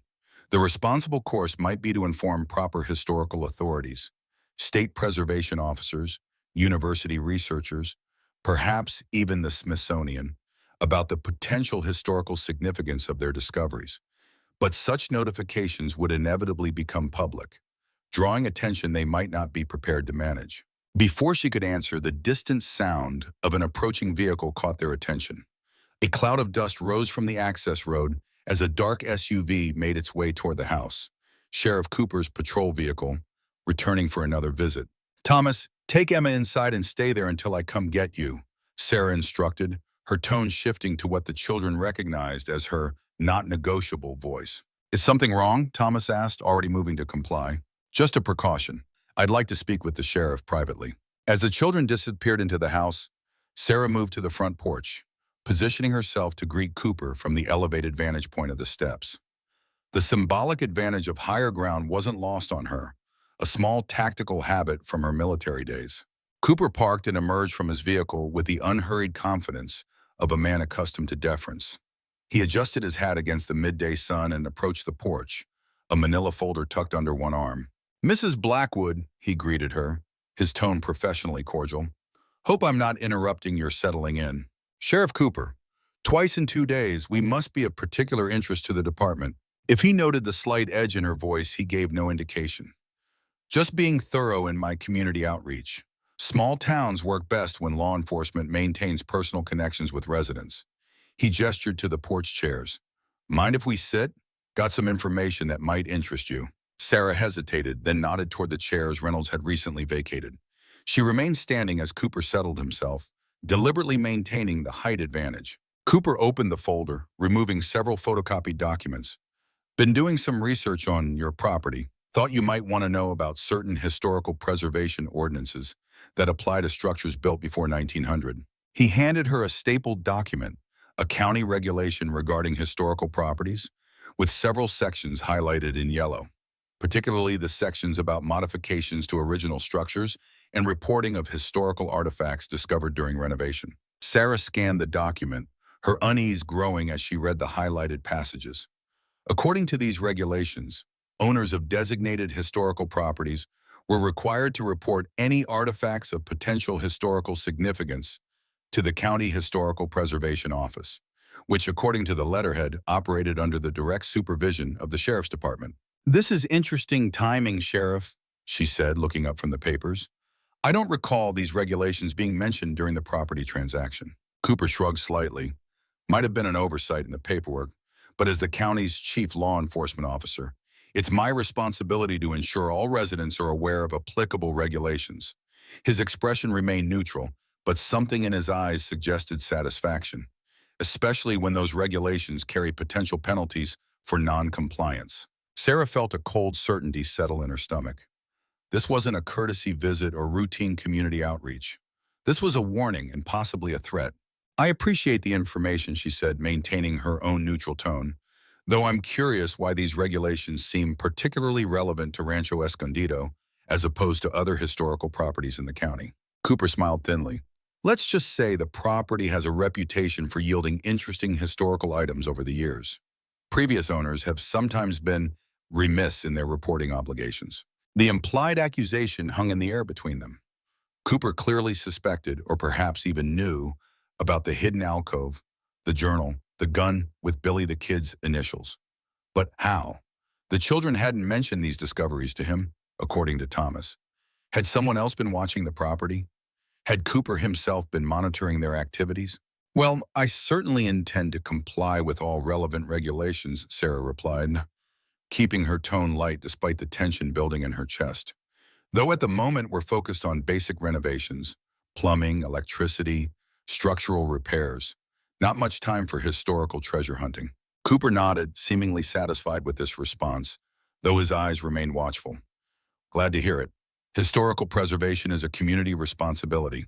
Artifacts belonging to our shared past should be properly documented and preserved in appropriate institutions. He rose, gathering his documents. I'll let you get back to your work, but don't hesitate to contact the department if you come across anything of historical interest during your renovations. As Cooper descended the porch steps, he paused and turned back. Oh, and you might want to be cautious about your choice of historical consultants. Richard Montgomery has some rather unorthodox theories about local history, not generally accepted by serious scholars. Sarah maintained her neutral expression despite the jolt of surprise. How did Cooper know about Montgomery's visit? I'll keep that in mind. She watched as Cooper returned to his vehicle and drove away, the dust cloud from his departure hanging in the still desert air like a lingering threat. The message had been unmistakable. Cooper was watching the property, aware of their visitors, and prepared to invoke county regulations to claim any historical artifacts they might discover. The complexity of their situation was becoming clearer by the hour. Not only did Rancho Escondido potentially contain evidence that could rewrite a significant chapter of American frontier history, but that evidence was clearly the subject of intense interest from multiple local factions, some seeking to reveal it, others determined to control or suppress it. Sarah returned to the house, her mind racing with implications and possible courses of action. The children were waiting in the living room, their expressions expectant. Is everything okay? Thomas asked, his perceptiveness once again detecting her underlying tension, despite her controlled exterior. Everything's fine, Sarah assured them, making a decision. But I think we need to accelerate our exploration plans. Thomas, remember Mr. Montgomery's offer to help assess the tunnel system? I'm going to take him up on that. Thomas nodded, understanding the shift in strategy. Because of the sheriff? Sarah hesitated, then nodded. Among other things, if there are historical artifacts on this property, I want to ensure they're properly documented and preserved, but through appropriate academic channels, not just the county sheriff's office. She moved to the window, looking out toward the barn where Thomas had discovered the etched map. And I want to understand exactly what we've purchased here. Not just a house and land, but the history buried beneath it. The afternoon sun cast long shadows across the property, the old ranch house and outbuildings standing as silent witnesses to secrets more than a century old. Somewhere beneath their feet lay tunnels that might contain not just gold, but documentary evidence of one of the great deceptions in American frontier history. Sarah picked up her phone, finding Montgomery's contact information. It was time to begin exploring what lay beneath Rancho Escondido, before Sheriff Cooper found a way to take control of whatever they might discover. Montgomery arrived an hour after Sarah's call, his truck loaded with equipment that spoke to serious preparation. Hard hats with mounted lights, air quality monitors, structural assessment tools, and communication devices. He greeted Sarah with professional courtesy, his manner suggesting he had expected her call sooner rather than later. Sheriff Cooper paid you another visit, he observed as they unloaded the equipment. Not a question, but a statement of fact. Sarah nodded, not bothering to ask how he knew. With copies of county historical preservation ordinances that give his department authority over any artifacts discovered on the property. Montgomery's expression darkened. Cooper's family has been trying to control the narrative about Billy the Kid for generations. His grandfather was particularly aggressive about suppressing alternative accounts of what happened at Fort Sumner. So I've heard from multiple sources now. Sarah handed him a hard hat, which he accepted with a nod of thanks. Which raises the question of why you're willing to help me potentially uncover evidence that contradicts the official story. Your family was involved in the deception, after all. Montgomery adjusted the light on his helmet before answering. My great-grandfather participated in the deception, yes, but he did so believing it was the right thing to do, giving a young man a second chance rather than dying for crimes that were, in many ways, a product of the corrupt system that pervaded Lincoln County at that time. He met her gaze directly. I believe the historical truth should be known, whatever it might reveal about my family's role. The mythology that's grown up around Billy the Kid, both the heroic and villainous versions, obscures a more complex and human reality. Sarah studied him, weighing his sincerity against the warnings she'd received from both Reynolds and Cooper. And the gold? That's part of the historical record too, presumably. A slight smile crossed Montgomery's face. I won't pretend the potential financial aspect isn't intriguing, but my primary interrogation has always been the documentary evidence. Letters, journals, photographs, the kind of primary sources that could definitively establish what happened to Billy the Kid after his death. He gestured toward the house. Shall we begin with the access point you've already discovered? The hidden alcove in the study. Sarah hesitated, making a final assessment before committing to this course of action. Montgomery seemed genuine in his historical interest, and his engineering expertise would be valuable in ensuring safe exploration of the tunnel system. But she was acutely aware that everyone connected to Rancho Escondido's secrets had their own agenda, their own version of the truth they hoped to validate.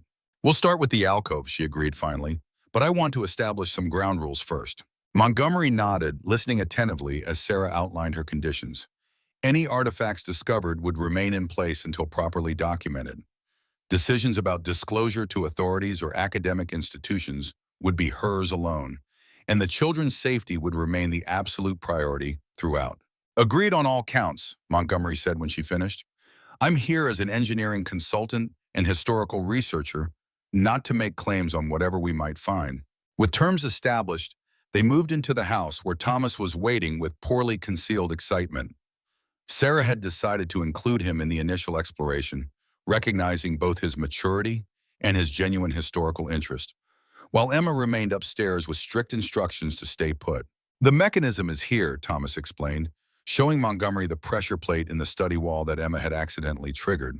You just press firmly and it releases the panel. Montgomery examined the mechanism with professional appreciation. Elegant design for the 1880s. Frank Miller was clearly thinking about long-term access when he installed this. The panel swung open silently, revealing the small alcove where Sarah had found the gun and journal. Now emptied of its original contents, the space appeared to be a simple hidden storage compartment, until Montgomery directed his flashlight to the back wall. There, he said, indicating what appeared to be a seam in the wooden paneling. That's not just decorative joinery, that's a secondary door. He pressed against various points on the panel until a soft click sounded. A section of the alcove's back wall swung inward, revealing a narrow passage beyond. A hidden door behind a hidden door, Thomas breathed, his eyes wide with excitement. Montgomery nodded, a smile crossing his features. Frank Miller was thorough in his security measures. He shined his light into the revealed passage, illuminating a set of steep wooden stairs descending into darkness. These likely lead to the main tunnel system, shown on the architectural survey. Sarah felt a strange mixture of excitement and apprehension as she stared into the revealed passage. They were about to descend into physical evidence of a historical deception that had persisted for nearly 140 years, a literal underworld that might contain both material treasure and documentary truth. I'll go first, Montgomery offered, already adjusting his hard hat. Check structural integrity and air quality before you and Thomas follow. Sarah nodded, watching as he disappeared down the narrow stairs, the beam of his headlamp gradually fading into the darkness below. Thomas stood beside her, practically vibrating with anticipation. This is really happening, he whispered. We're actually going to explore the tunnels where Billy the Kid hid. Sarah placed a hand on his shoulder, both steadying and cautionary. Remember what we discussed. Safety first. Touch nothing without permission. And if either of us says retreat, you move immediately without question. Thomas nodded solemnly, though his eyes remained bright with excitement. Yes, ma'am. Montgomery's voice echoed up from below. All clear for the staircase and initial chamber. Air quality reads normal. Structure appears sound. Sarah took a deep breath, then gestured Thomas toward the stairs. Stay between us at all times, she instructed, as they began their descent into Rancho Escondido's hidden depths.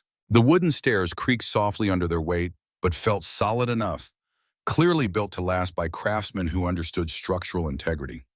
The air grew cooler as they descended, carrying the earthy scent of soil and ancient timbers. At the bottom, they emerged into a small chamber, roughly 10 feet square, its walls lined with wooden planking and supported by sturdy timber beams.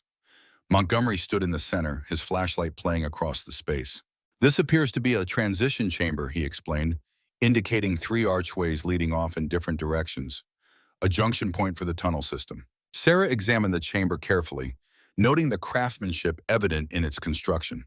Despite being over a century old, the space showed remarkably little deterioration, a testament to Frank Miller's foresight in design and materials.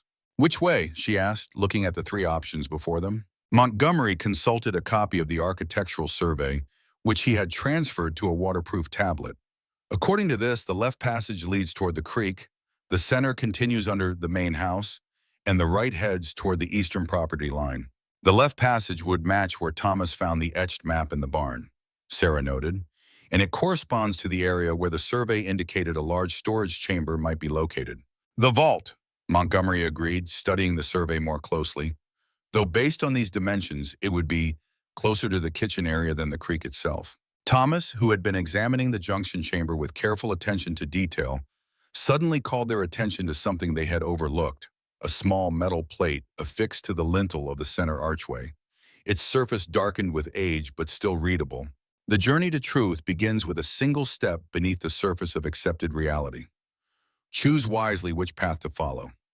FM 1882. Sarah and Montgomery exchanged glances, the significance of the message not lost on either of them. Frank Miller had created this underground complex not just as a physical escape route or hiding place, but as a deliberate historical archive, a preservatory for a truth he knew would be suppressed in the official record. I think our path is clear, Montgomery said quietly. The center passage, toward the heart of the house, and hopefully toward the heart of the truth. Sarah nodded, feeling a strange sense of destiny as they prepared to venture deeper into Rancho Escondido's hidden history. Whatever they might discover in the tunnels beneath, gold, documents, evidence of Billy the Kid's survival, would inevitably change not just their understanding of the past, but potentially their own futures as well. With Thomas securely between them, they stepped through the center archway, following the beam of their flashlights into the darkness beyond, and into a mystery that had remained buried for almost a century and a half. The center passage stretched before them, its earthen walls reinforced with timber supports at regular intervals. Their headlamps cast elongated shadows that danced across the tunnel as they moved forward, the beams illuminating a path that had remained untraveled for decades. The construction is remarkable, Montgomery observed, his voice hushed in the confined space. These support structures have maintained their integrity for nearly a century and a half. Sarah noted the craftsmanship as well. The tunnel was approximately 6 feet high and 4 feet wide, sufficient for comfortable passage without wasting effort on unnecessary space. The floor had been packed smooth, and in some sections, crude wooden planking created a more finished surface. Frank Miller clearly intended these tunnels for regular use, she commented, not just as an emergency escape route. That fits with what we know about his relationship with Billy, Montgomery agreed. After the death at Fort Sumner, Billy would have needed a secure location to manage his transition to William Miller. Somewhere to handle correspondence, financial arrangements, perhaps meet with trusted associates. Thomas, walking between them as instructed, ran his hand along one wall, his expression thoughtful. These marks here, they look like tool patterns. Pickaxes, maybe? Montgomery directed his light where Thomas indicated, nodding with approval at the observation. Good eye, these tunnels were likely excavated using mining techniques common in the 1880s. Frank Miller might have employed experienced miners for the work, possibly Mexican laborers who wouldn't ask too many questions about why a cattle rancher needed an elaborate underground complex. They continued forward, the tunnel maintaining a slight downward grade for approximately 50 feet before leveling off. The air remained surprisingly fresh, suggesting some form of ventilation system integrated into the design. There should be a larger chamber ahead, according to the survey, Montgomery said, consulting his tablet, what they described as a meeting room or office space. As if confirming his words, the tunnel widened suddenly, opening into a chamber approximately 15 feet square. Unlike the rough-hewn nature of the tunnel, this room showed evidence of more finished construction. The earthen walls had been completely lined with wooden planking, and the floor was fully covered with wooden boards, creating a level surface throughout. Their headlamps swept across the space, revealing furnishings that had remained undisturbed for over a century. A desk positioned against one wall, several chairs arranged around a central table, shelves lined with books and papers, and what appeared to be a small cot in one corner. "It's a complete underground office," Sarah breathed, astonished at the preservation. The dry desert air and sealed environment had protected the contents from the usual ravages of time and pests. "More than that," Montgomery said, his voice thick with emotion. "It's a historical time capsule, deliberately preserved for future discovery." He directed his light toward the desk, where several objects remained arranged as if their owner had just stepped away momentarily. An inkwell, several pens, what appeared to be ledger books, and stacks of papers weighted down with small rocks to prevent shifting. Thomas moved toward the bookshelves, his historian's curiosity evident. "Can I look at these?" he asked, already reaching toward a leather-bound volume. "Carefully," Sarah cautioned, "and with gloves." She retrieved a pair of cotton gloves from the equipment bag Montgomery had brought, handing them to her son. "These artifacts are extremely fragile after all this time." As Thomas carefully examined the books, Sarah and Montgomery turned their attention to the desk. The top ledger book lay open, its pages covered in neat handwriting, columns of figures and notations spanning from January 1881 through December 1882. "It's a financial record," Montgomery observed, leaning closer to examine the entries, "documenting the distribution and investment of significant funds during the period immediately following Billy's supposed death." Sarah studied the ledger, noting entries that referred to transfers, secure deposits, and Colorado investments. The amounts listed were substantial for the era, hundreds and sometimes thousands of dollars per transaction. He was systematically moving the gold, she concluded, converting it from raw currency to legitimate investments and banking deposits. "Creating William Miller's new life, one transaction at a time," Montgomery agreed, using the stolen Lincoln County gold to finance his transformation from outlaw to respectable banker. Thomas had moved to a different section of shelving, where he was carefully examining what appeared to be personal correspondence. "Mom, Mr. Montgomery, I think you should see this," he called, his voice hushed with excitement. They joined him at the shelf, where he was holding a letter written on faded stationery. "It's dated September 1882 from Denver," Thomas explained, "and it's signed W.M." Montgomery adjusted his headlamp to better illuminate the document. "May I?" he asked, holding out his gloved hand. Thomas carefully transferred the letter, which Montgomery held with reverent care as he read aloud. "My dear uncle, your latest shipment has arrived safely and been properly secured through the channels we discussed. Mr. Jameson at First Merchants has proven himself discreet and efficient in these matters, asking no unnecessary questions while providing the documentation required. My position here strengthens weekly. The banking community has accepted my credentials. Your excellent forgeries have withstood all scrutiny, and my Eastern inheritance story has generated no suspicion. It is remarkable how readily people accept a convenient explanation that aligns with their expectations. I sometimes wonder what Garrett would think if he could see me now, attending business dinners with the very sort of men who once demanded my capture, discussing interest rates and territorial investments as if I had never ridden with regulars or known the inside of a jail cell. There is an irony there that I find both amusing and sobering. The newspaper accounts of my death continue to circulate. Each retelling adds new details, making the legend grow, while the man himself fades into respectable obscurity. You were right about the power of a good story. People will believe what suits the narrative they prefer, evidence notwithstanding. Send word when the final arrangements for the homestead are complete. Until then, I remain your grateful nephew. William. When Montgomery finished reading, a profound silence fell over the underground chamber. They had just heard Billy the Kid's own words, written nearly a year after his reported death. irrefutable evidence that the official history had indeed been a fabrication. "This is extraordinary," Montgomery said finally, carefully returning the letter to its shelf. "A primary source document that conclusively establishes Billy the Kid's survival and new identity." Sarah nodded, still processing the implications. "And it confirms the financial aspects as well, the systematic transfer of the gold to fund his new life in Denver." Thomas had moved to another shelf where he was examining what appeared to be a collection of newspapers. "These are all articles about Billy the Kid's death," he reported, "from different papers across the country.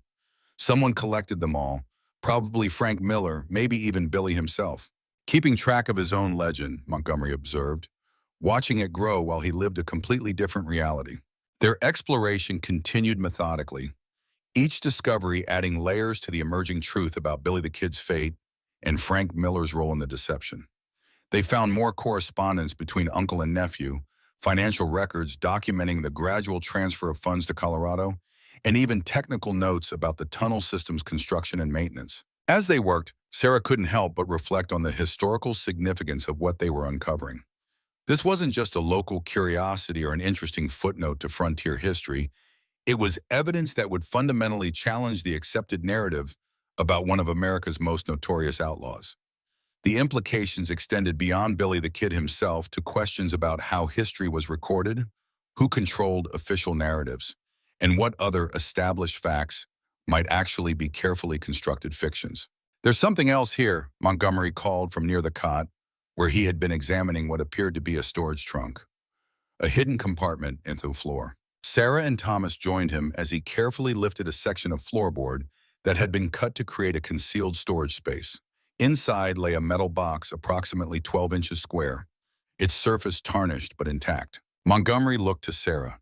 "Your property, your discovery," he said, gesturing toward the box. Sarah knelt beside the opening, acutely conscious of the historical moment unfolding. With careful movements, she lifted the box from its hiding place and set it on the small table in the center of the room. The lid wasn't locked, but had been sealed with some kind of wax to protect the contents from moisture. Sarah broke the seal gently and lifted the lid, revealing several objects nestled in what appeared to be a wool blanket, a leather pouch, a small wooden box, and an envelope addressed simply to the finder. She removed the envelope first, opening it to reveal a single sheet of paper covered in the now familiar handwriting they had seen in Frank Miller's journal. The letter was dated July 1882, almost exactly a year after Billy the Kid's reported death. "To whoever discovers this record, if you are reading these words, you have uncovered what I have carefully preserved for future generations. The truth about William H. Bonney, known to history as Billy the Kid. The official account of his death at Fort Sumner in July 1881 is a fabrication arranged with the cooperation of Sheriff Pat Garrett and several of his deputies.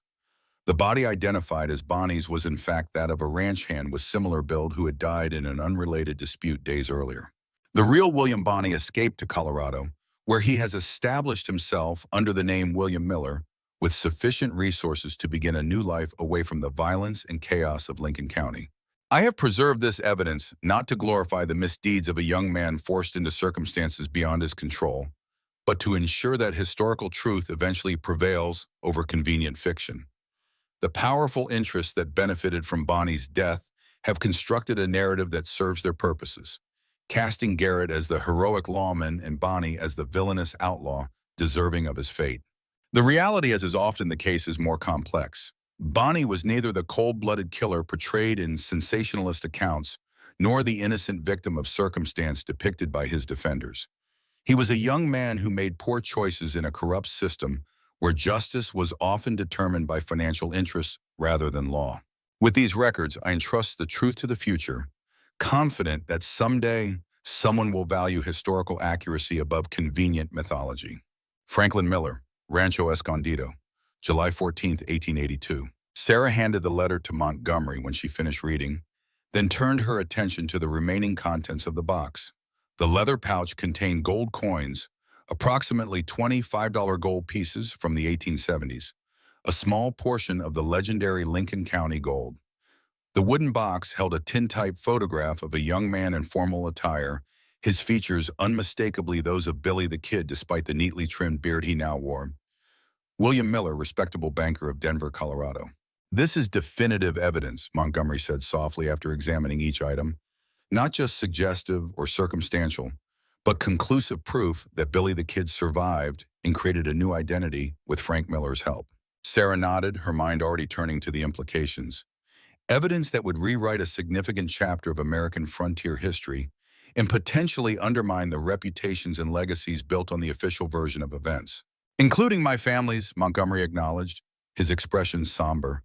My great-grandfather's role in this deception has been our private family history for generations. Making it public would change how history views him, no longer simply Pat Garrett's deputy, but a participant in one of the great historical frauds of the era. Thomas, who had been examining the coins with careful fascination, looked up at this. Is that why you wanted to find all this? To make your family's role public? Montgomery considered the question thoughtfully. Partly. I believe in historical truth, even when it's uncomfortable. But more importantly, I believe Billy the Kid deserves to have his full story told.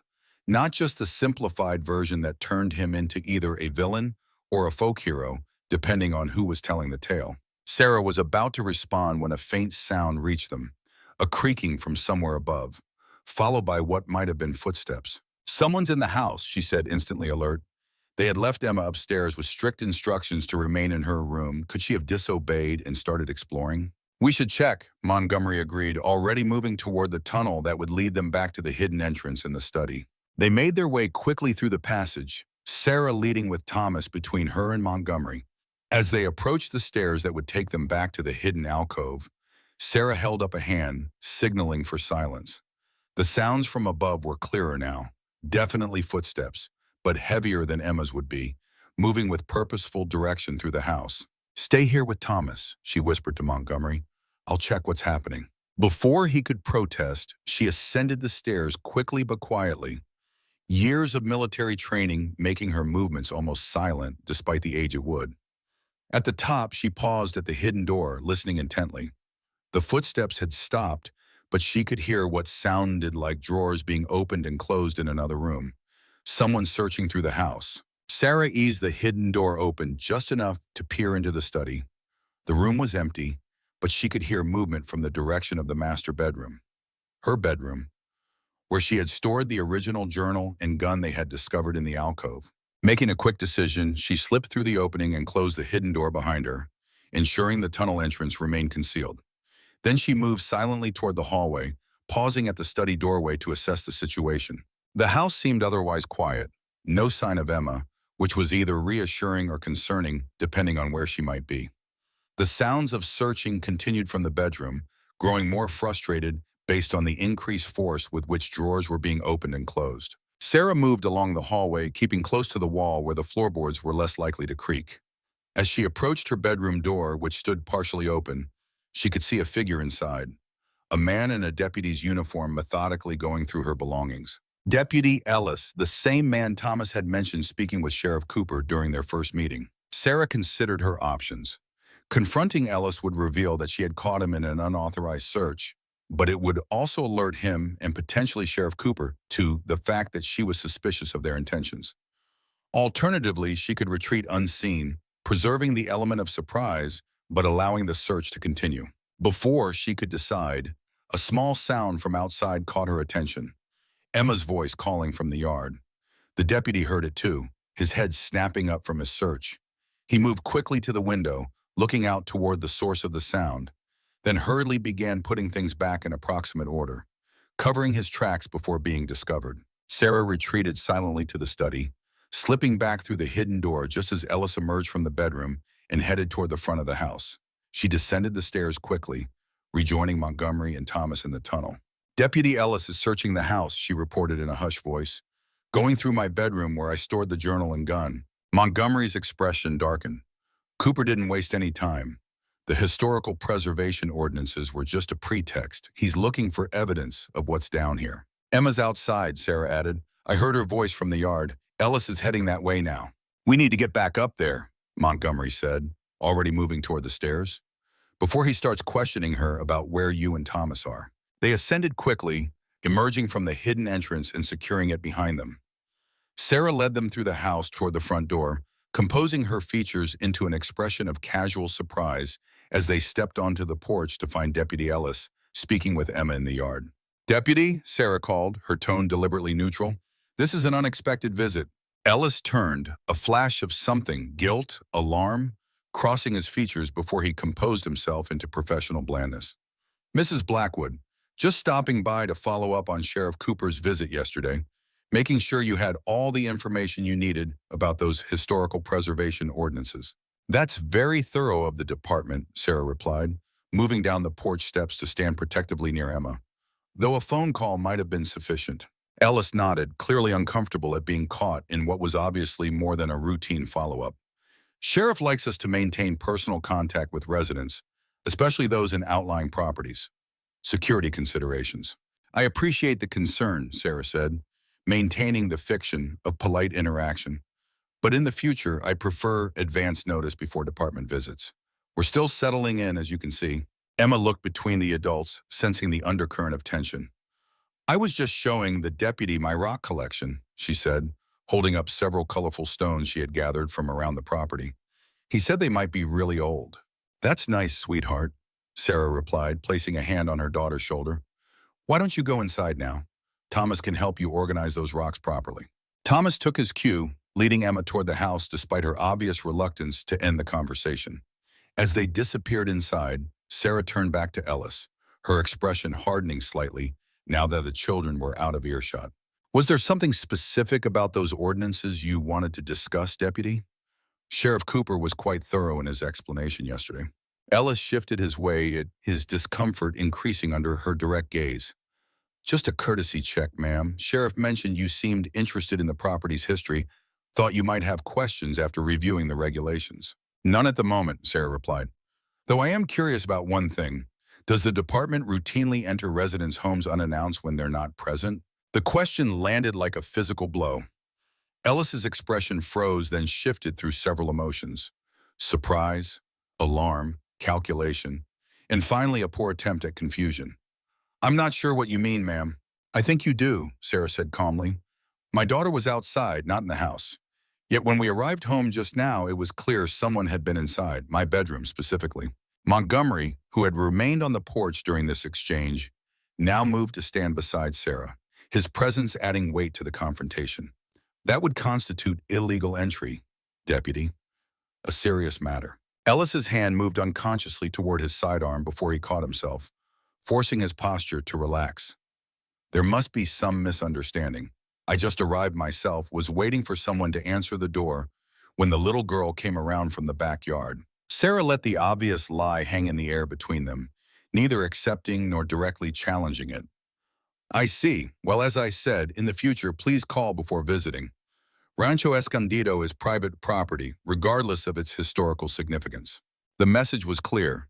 She knew what he had been doing, and she was putting him on notice without directly accusing him of a crime that would be difficult to prove without witnesses. Ellis nodded stiffly, recognizing the stalemate.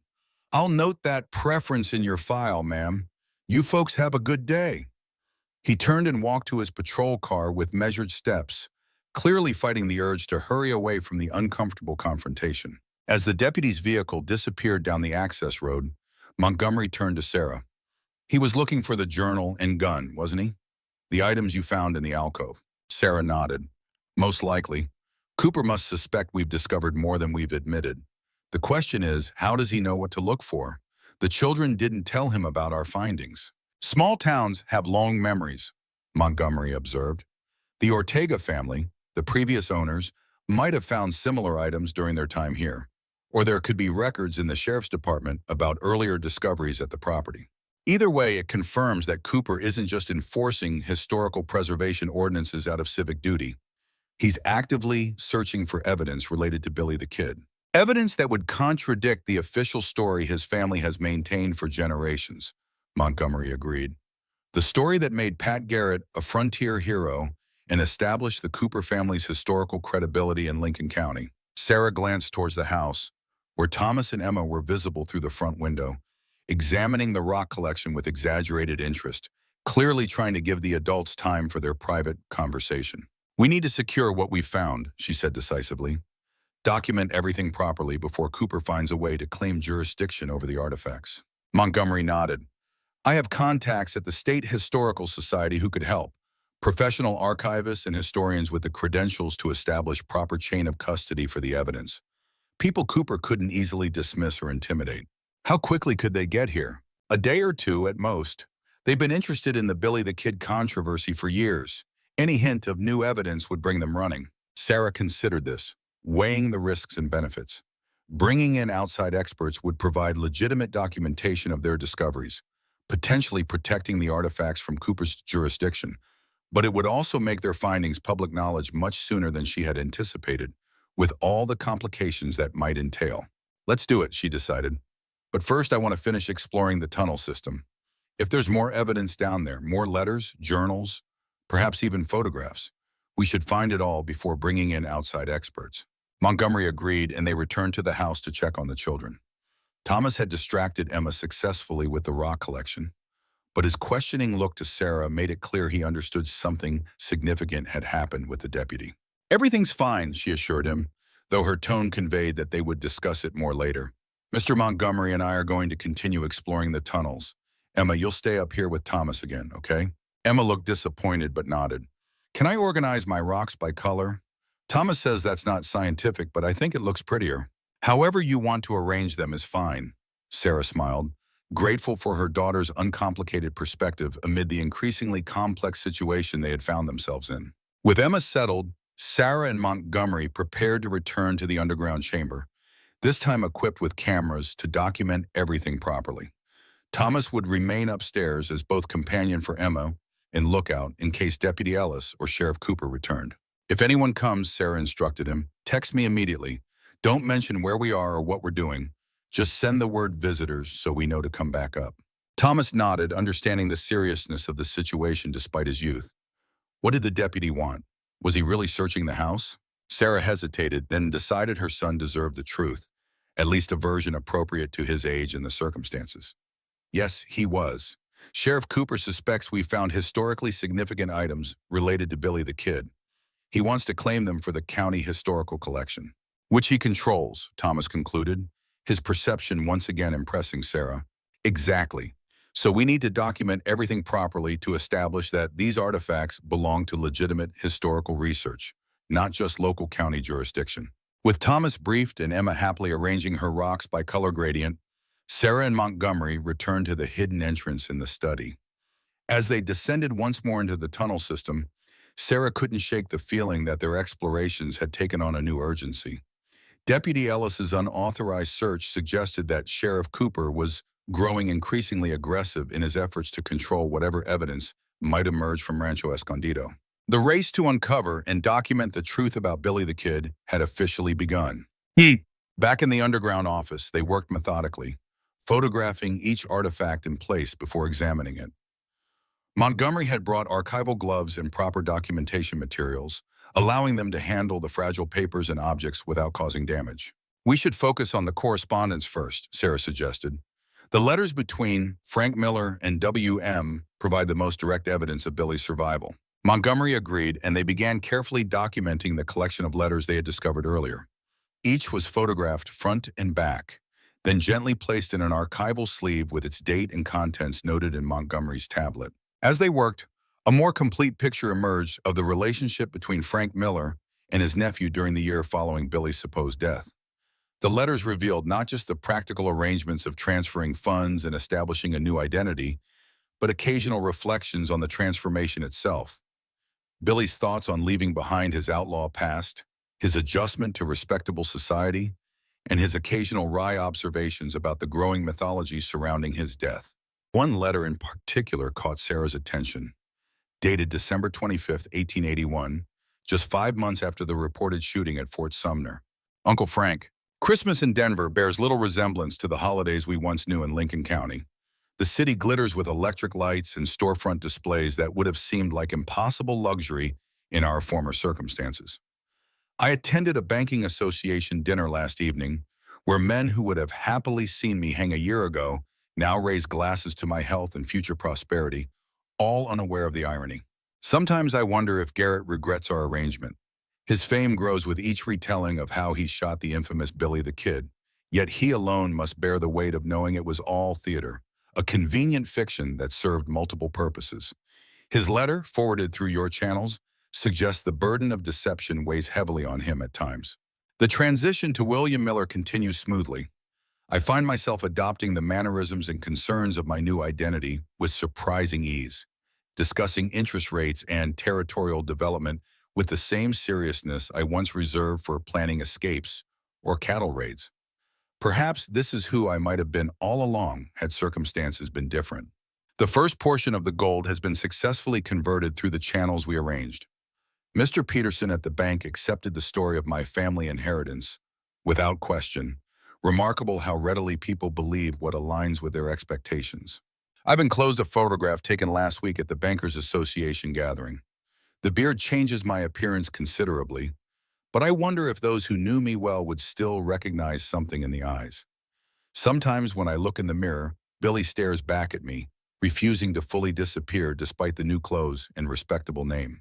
Your devoted nephew, U.M. The reference photograph was still with the letter, a formal group portrait of suited men standing before a Christmas tree in what appeared to be a hotel ballroom.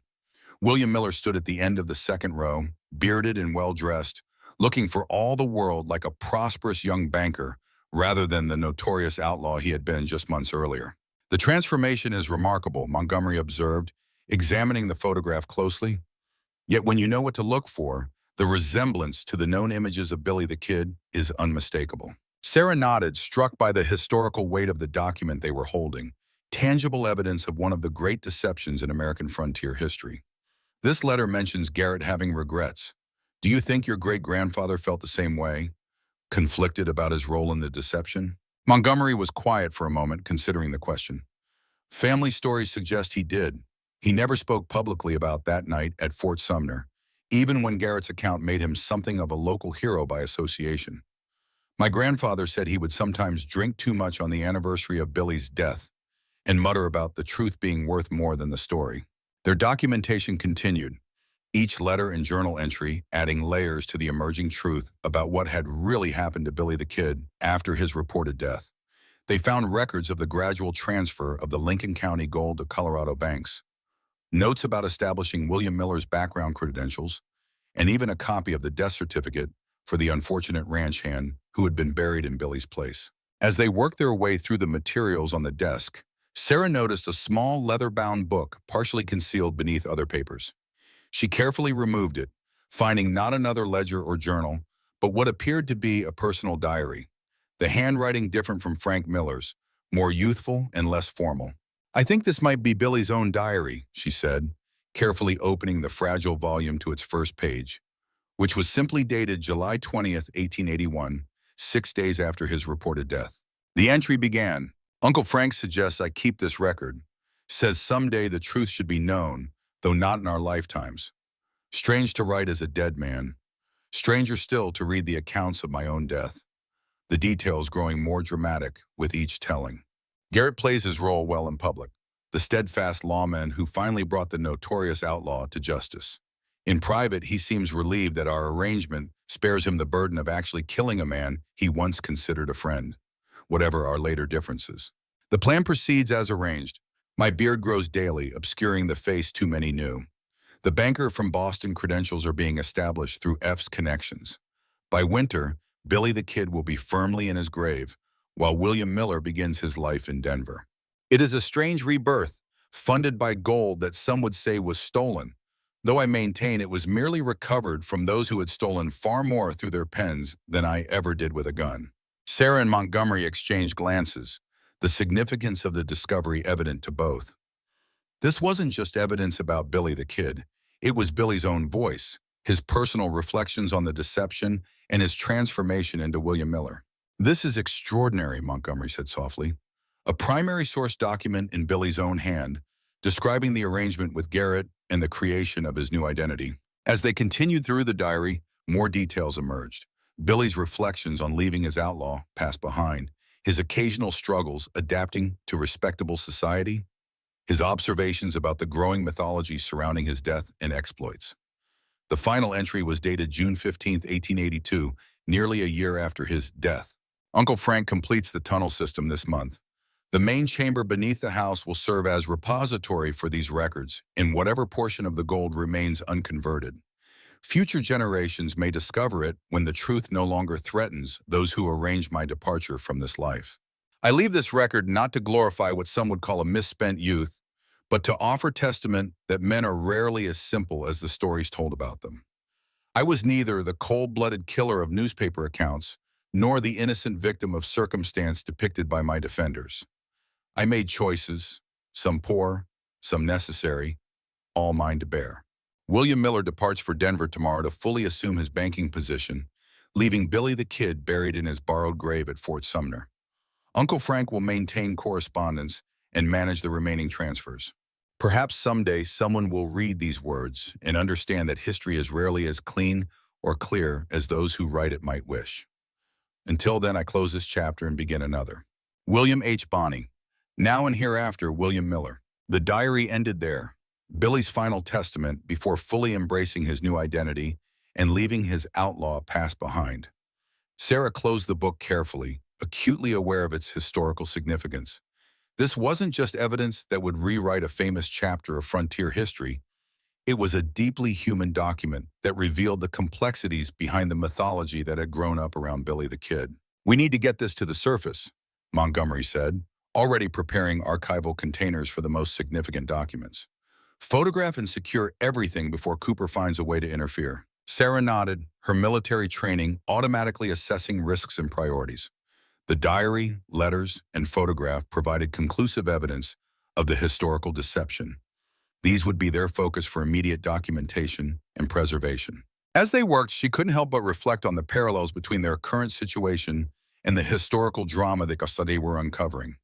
Just as Billy the Kid had found himself caught between powerful interests competing to control the narrative of his life and death, she and her family now stood at the center of a modern contest over who would control the truth about what had really happened at Fort Sumner in 1881. The irony wasn't lost on her that 140 years after Billy the Kid had supposedly died, the truth about his fate still had the power to threaten reputations and legacies built on what now appeared to be a carefully constructed fiction.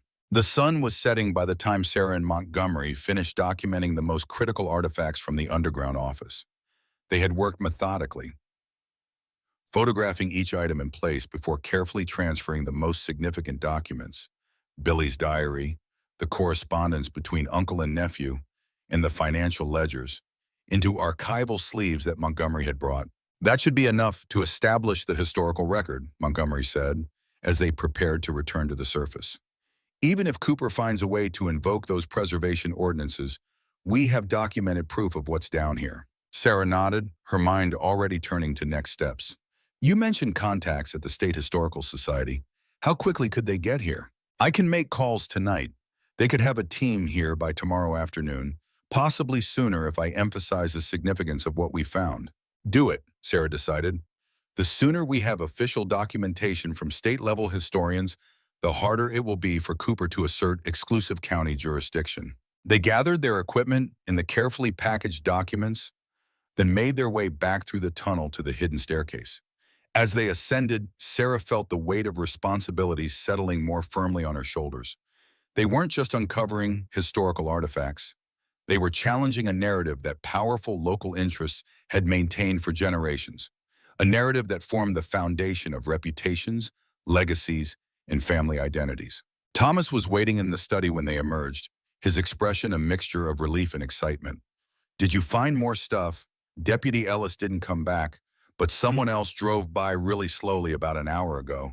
I couldn't see who it was."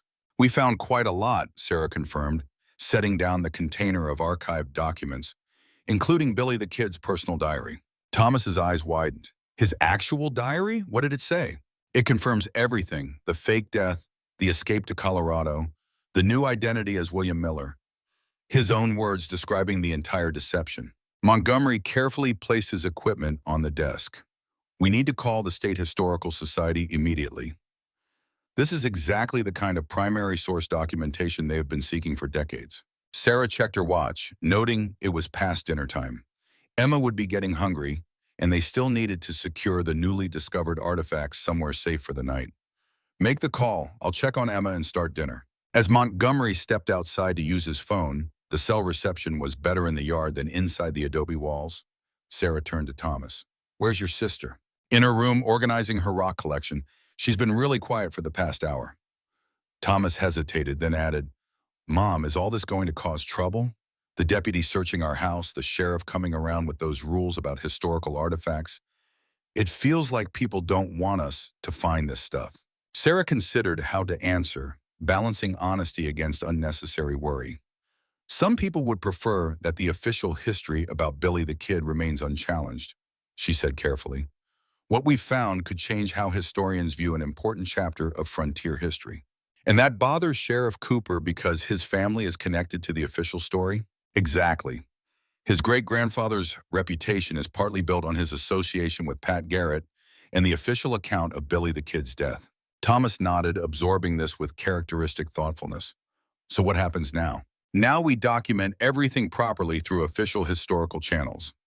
Montgomery is calling experts from the State Historical Society who can verify and preserve what we found. She moved toward the door, then paused. I'm going to check on Emma and start dinner. Can you stay here with these materials until Montgomery comes back in? Don't let anyone near them. Thomas straightened, accepting the responsibility. I won't let them out of my sight. Sarah found Emma in her bedroom, surrounded by carefully arranged rows of rocks and pebbles collected from around the property. Unlike her usual chatter, Emma was unusually quiet, focused intently on sorting her treasures by color gradients. That's a beautiful collection, Sarah commented, kneeling beside her daughter. You have quite an eye for color. Emma nodded without looking up. The red ones are my favorite. They look like they have fire inside them. Sarah gently touched her daughter's shoulder. Everything okay, sweetheart? You're awfully quiet. Emma finally looked up, her expression serious. The sheriff man doesn't like us finding things, does he? The question caught Sarah off guard. She had tried to shield Emma from the tensions with Cooper and Ellis, but children often perceived more than adults realized. What makes you say that? The deputy asked me lots of questions when you were exploring, about what you and Thomas were doing, if we'd found anything interesting in the house. Emma's small face scrunched in concentration. He wasn't being nice interested. He was being scary interested. Sarah felt a spike of protective anger. Ellis had questioned her 9-year-old daughter while she was alone in the yard? What did you tell him, Emma? Nothing important. I showed him my rocks instead. Thomas told me not to talk about the hidden room or the tunnels, so I didn't. Sarah pulled her daughter into a hug, relieved at her discretion, but disturbed by Ellis's tactics. You did exactly right. Sometimes people ask questions they shouldn't, and it's okay not to tell them everything. Emma nodded against her shoulder. Are we in trouble, Mom? No, sweetheart, we're not in trouble. We've just found some interesting historical items that some people would rather stay hidden, but we're going to make sure they're properly preserved and documented. The explanation seemed to satisfy Emma, who returned to her rock sorting with renewed enthusiasm. Can we have spaghetti for dinner? The deputy said we shouldn't go into town tonight because the roads are dangerous after dark, but I'm really hungry. Sarah paused, this new information settling uneasily. Ellis had advised them not to leave the property tonight. That seemed less like concern for their safety and more like an attempt to keep them isolated. Spaghetti sounds perfect, she said, keeping her voice light despite her growing concern. Why don't you help me in the kitchen? As they prepared dinner, Sarah's mind raced with implications. Ellis's unauthorized search, his questioning of Emma, his suggestion they remain at the property overnight. It all pointed to escalating interference from the sheriff's department. Cooper was clearly growing more aggressive in his efforts to control whatever evidence might emerge from Rancho Escondido. Montgomery returned just as they were setting the table, his expression a mixture of excitement and concern. I reached my contact at the State Historical Society, he reported quietly as Emma arranged napkins. They're sending a team first thing tomorrow morning, a senior curator, an archivist, and a photographer specializing in historical documents. That's good news, Sarah replied, matching his hushed tone. But I'm concerned about tonight. Ellis suggested to Emma that we shouldn't leave the property after dark. Claimed the roads are dangerous. Montgomery's expression darkened. That sounds like they want to keep us isolated. Cooper might be planning something. My thoughts exactly. We need to secure what we found somewhere safe until the historical team arrives. They discussed options in low voices while finishing dinner preparations. The documents couldn't remain in the study. where they had already been discovered once. The tunnel system was more secure, but could be difficult to access quickly if needed. What they needed was a hiding place that was both secure and accessible. During dinner, Sarah maintained a casual atmosphere for the children's benefit, but her mind continued working through contingency plans. Her military training had taught her to anticipate threats and prepare accordingly, skills she had never expected to need in civilian life, especially not in a quiet corner of rural New Mexico. After the meal, as Thomas helped Emma get ready for bed, Sarah and Montgomery implemented their security plan. They carefully packed the most critical documents, Billy's diary, the correspondence with Frank Miller, and the photograph of William Miller in Denver, into a waterproof container that could be quickly retrieved if necessary.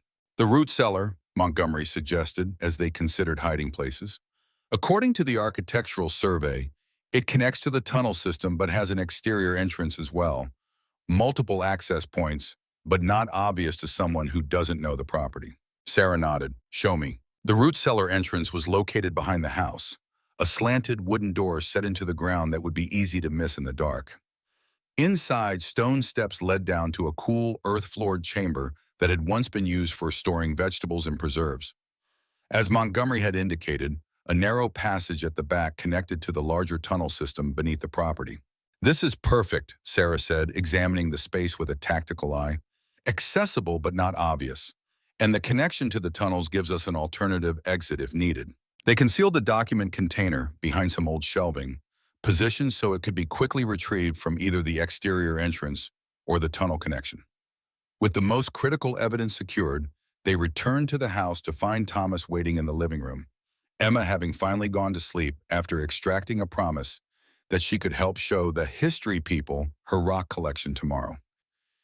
Hurrah. I've been thinking, Thomas said as they settled in the living room, if Sheriff Cooper really wants to stop us from revealing what we found, couldn't he just block the State Historical Society people from coming onto the property?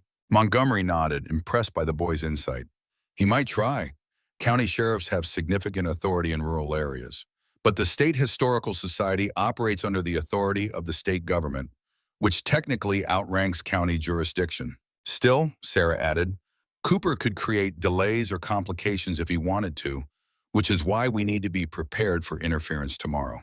They discussed plans for the morning, how to secure the property, what to do if Cooper attempted to block the historical team's access, and how to ensure the children's safety throughout. By the time they finished, it was nearly midnight, and even Thomas was struggling to keep his eyes open. Get some sleep, Sarah told him gently. Tomorrow will be a busy day. As Thomas headed to bed, Montgomery gathered his equipment. I should go home and get some rest as well. I'll be back first thing in the morning before the historical team arrives. Sarah walked him to the door, pausing on the porch to scan the darkness beyond. The night was clear, stars brilliant against the black sky, but she couldn't shake the feeling that they were being watched. Be careful, she said as Montgomery descended the steps. Cooper might have someone monitoring the property. He nodded, understanding her concern. I'll take the back road out, just in case. Lock up tight tonight, Sarah, and call if anything happens, anything at all. After Montgomery departed, Sarah made a final security check of the house.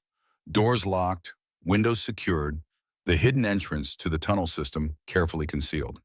She placed her cell phone on the nightstand beside her bed, set to maximum volume, and laid out clothes for a quick departure if necessary. Old habits from her military days reasserted themselves as she mentally reviewed evacuation routes and rally points. If Cooper made a move tonight, they would need to be ready to protect both themselves and the historical evidence they had discovered. Despite her exhaustion, sleep proved elusive. Sarah lay awake, listening to the unfamiliar sounds of the old house settling and the occasional distant howl of coyotes. Around 2 in the morning, she thought she heard a vehicle on the access road, but when she went to the window, she saw nothing but moonlit desert. She had finally drifted into a light sleep when the sound of tires on gravel jolted her awake. Dawn was just breaking, the sky outside her window beginning to lighten with the first pale gray of morning. Sarah moved quickly to the window, careful to stay to one side to avoid being silhouetted. A sheriff's department SUV was pulling up in front of the house, followed by 2 more vehicles. A pickup truck and what appeared to be a county maintenance vehicle. Sheriff Cooper emerged from the lead SUV, adjusting his hat as he surveyed the property.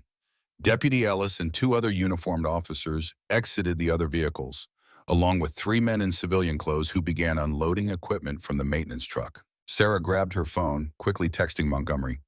Cooper here with multiple deputies and civilians. Bringing equipment. Come immediately. She dressed rapidly, then moved to wake the children. Thomas, Emma, up now. Quick and quiet, she instructed, her tone making it clear this was not a drill or a game. What's happening? Thomas asked, instantly alert despite the early hour. Sheriff Cooper is here with several deputies and some other men. They're unloading equipment outside. She kept her voice calm but direct. I need you both to get dressed quickly. Then Thomas, I want you to take Emma through the hidden entrance to the study. Wait in the underground office. Do not come out until I come for you or text you at it's safe. Thomas nodded, understanding the seriousness of the situation. What about the documents we found? They're secure in the root cellar. I'll make sure Cooper doesn't find them. She checked that both children had their emergency backpacks, bags she had prepared years ago during their military relocations, containing water, snacks, a change of clothes, and basic first aid supplies. Go now, quick and quiet. As the children hurried to dress, Sarah moved to the front window again. Cooper and his team were setting up what appeared to be surveying equipment and metal detectors. One man was unfolding what looked like official documents, county permits, or warrants most likely. Sarah's phone vibrated with a response from Montgomery. On my way, State Historical Team, 30 minutes behind me. Don't let them search without proper warrants. She took a deep breath, centering herself. This was exactly the kind of confrontation she had anticipated. Cooper making a preemptive move to assert control over the property before the State Historical Society team could arrive and document what they had found. The children appeared, dressed and carrying their emergency backpacks. Sarah led them quickly to the study, helping them open the hidden entrance. Remember, stay in the underground office until I come for you, or text that it's safe. If there's any problem, you can follow the tunnel to the root cellar exit and get to Montgomery's property from there. Thomas nodded, his expression serious beyond his years. Be careful, Mom. I will be. Now go. Once the children were safely in the tunnel and the hidden entrance secured, Sarah moved to the front door. Cooper was mounting the porch steps just as she opened it, his hand raised to knock. Mrs. Blackwood, he greeted her, his tone professionally cordial, despite the early hour and obvious show of force. Apologies for the early visit, but we have some urgent county business to discuss. Sheriff Cooper, this is quite a contingent for a discussion. Sarah remained in the doorway, neither inviting him in nor stepping outside. What's this about? Cooper gestured to one of the civilians who approached with a sheaf of papers. County Archaeological Preservation Order, Cooper explained as the man handed Sarah the documents. Rancho Escondido has been designated a site of significant historical and archaeological interest by the County Historical Preservation Board. We're here to conduct a preliminary survey and secure any artifacts of historical value. Sarah scanned the document quickly, her military experience with bureaucratic paperwork helping her identify the key points. The order had been signed just yesterday by Judge William Preston, who she noted with grim lack of surprise, shared Cooper's surname as a middle name, likely a relative helping to fast-track the legal paperwork. This is quite sudden, she observed, maintaining a neutral tone despite her growing anger. And I notice it's dated yesterday, yet you're here at dawn with a full team already prepared for excavation. Cooper's smile didn't reach his eyes. The county takes historical preservation very seriously, Mrs. Blackwood, especially when the site in question might contain artifacts of significant value to our local heritage. I see.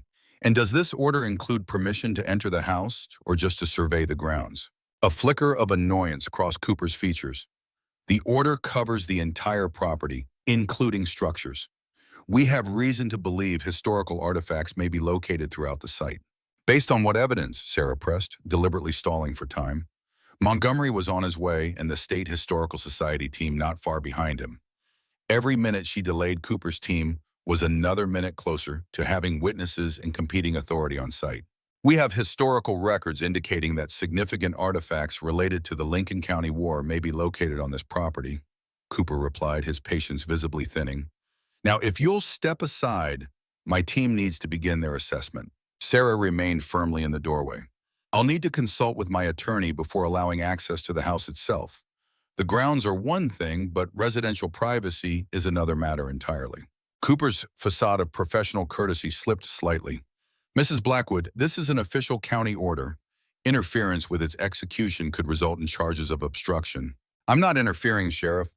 I'm exercising my right to legal consultation before allowing county officials to search my home. I'm sure Judge Preston would understand that basic constitutional protection. The mention of the judge's name in this context, a subtle reminder that Sarah had noticed the family connection, caused Cooper's jaw to tighten. Before he could respond, the sound of an approaching vehicle drew their attention. Montgomery's truck was coming up the access road, followed closely by another vehicle, a state-marked SUV that Sarah hadn't expected so soon. Cooper turned back to her, his expression hardening. I see you've called in reinforcements. That won't change the legal authority of this order. I've called in appropriate expertise, Sarah corrected as Montgomery parked and approached the house. If this is truly about historical preservation, you should welcome additional professional oversight. Montgomery mounted the porch steps, nodding respectfully to Cooper, despite the obvious tension. Sheriff, I see the county has taken a sudden interest in historical preservation. Montgomery, Cooper's acknowledgement was curt. This is county business. Your presence isn't required or requested. Actually, it is. Montgomery gestured toward the state vehicle from which two individuals were now emerging, a woman in professional attire carrying a leather portfolio and a man with camera equipment. Dr. Elena Vasquez, senior curator for the State Historical Society, and James Chen, their archival photographer. They're here at my request to document historical artifacts discovered on this property. Cooper's expression darkened further. This property is currently under county jurisdiction for archaeological assessment. The state has no authority here without proper coordination through my office. Dr. Vasquez approached, her manner composed and authoritative, despite the confrontational scene she was walking into. Sheriff Cooper, I presume, Dr. Elena Vasquez, New Mexico State Historical Society. She extended a hand which Cooper reluctantly shook. Actually, under State Code 1865, the State Historical Preservation Office has oversight authority for all archaeological and historical sites of potential state significance. We received notification of potentially significant historical discoveries at this location and are here to provide professional assessment. This is a county operation, Cooper insisted, though his tone had moderated slightly in the face of official state presence, conducted under proper legal authority. Which we don't dispute, Dr. Vasquez replied smoothly. But state oversight is both standard and required for sites that may contain artifacts of state-level historical significance, particularly when those artifacts might relate to figures of national historical interest, such as William H. Bonney. The direct mention of Billy the Kid caused a visible reaction in Cooper, a tightening of his posture, a narrowing of his eyes. What exactly has Montgomery told you about this property? Enough to warrant immediate state-level documentation, Dr. Vasquez replied. Now, I suggest we approach this collaboratively, Sheriff.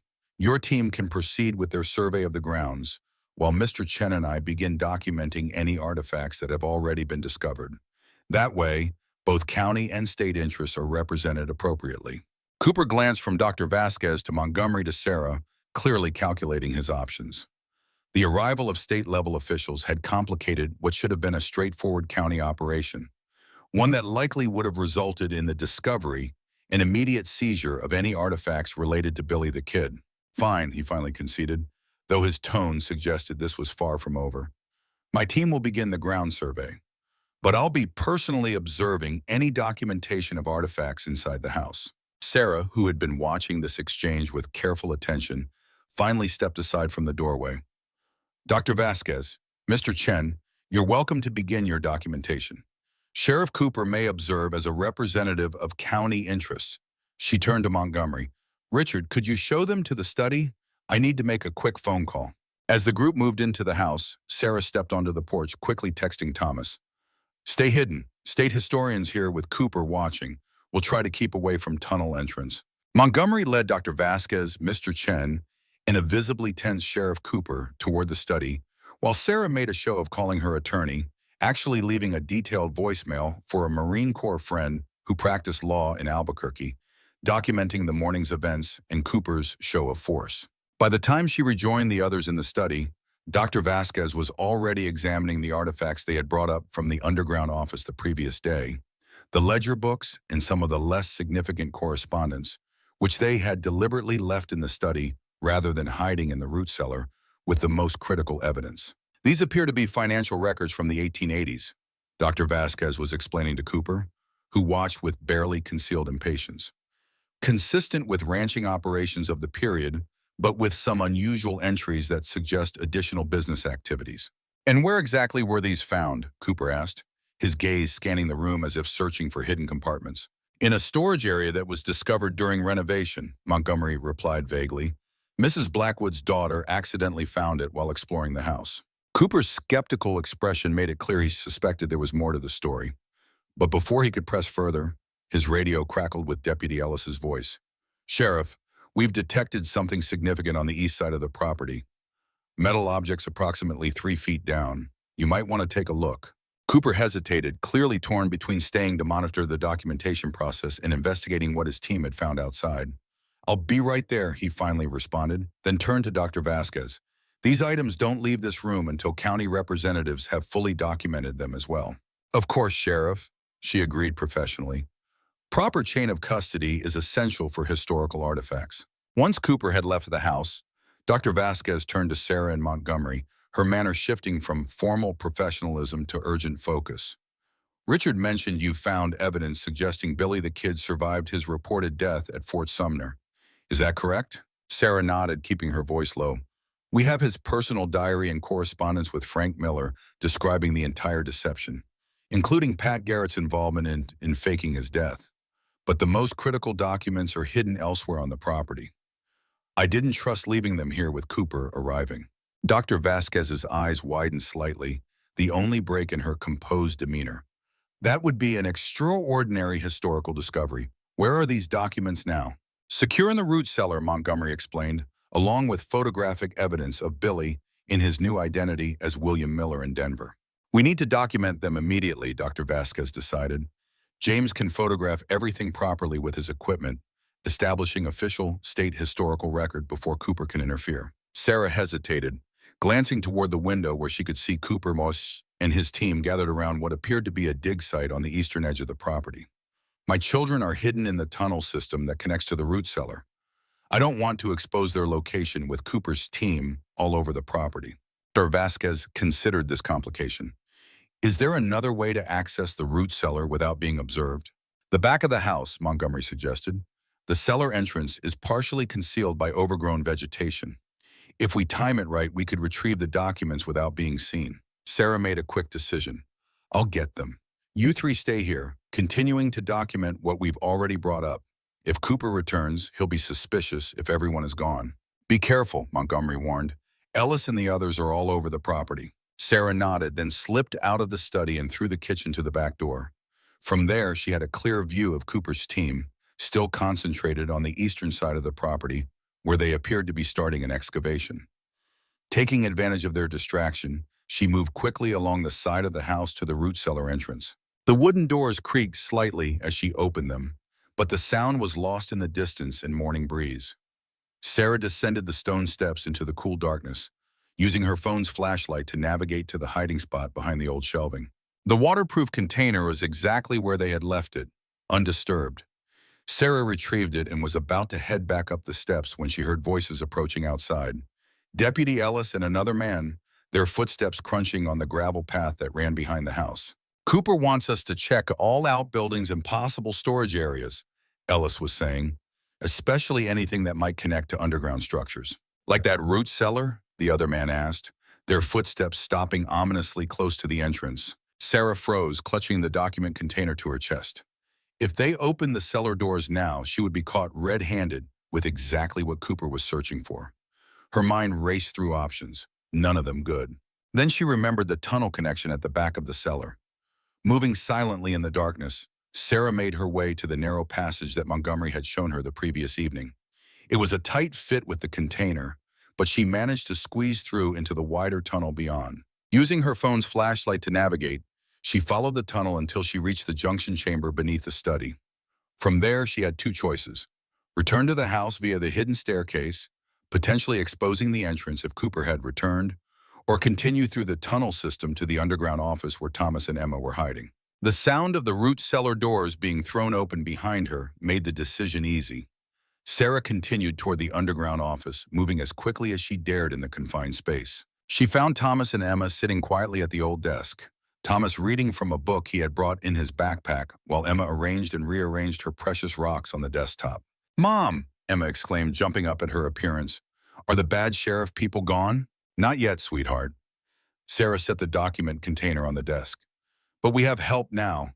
Some historians from the state government are here to document what we found." Thomas eyed the container. "Is that the Billy the Kid stuff, the diary and everything?" Sarah nodded. "Deputy Ellis is searching the root cellar right now. I needed to move these somewhere safer."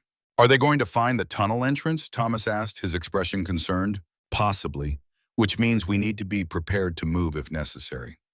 Sarah checked her phone. No signal this deep underground. As expected. "I need to get back to the house before Cooper notices I'm missing, but I can't go back through the root cellar now." "Use the study entrance," Thomas suggested. "We've been listening. We haven't heard anyone in there for a while." Sarah considered her options. The hidden entrance in the study was their most direct route back to the house, but using it risked exposing the tunnel system if Cooper or his deputies were nearby.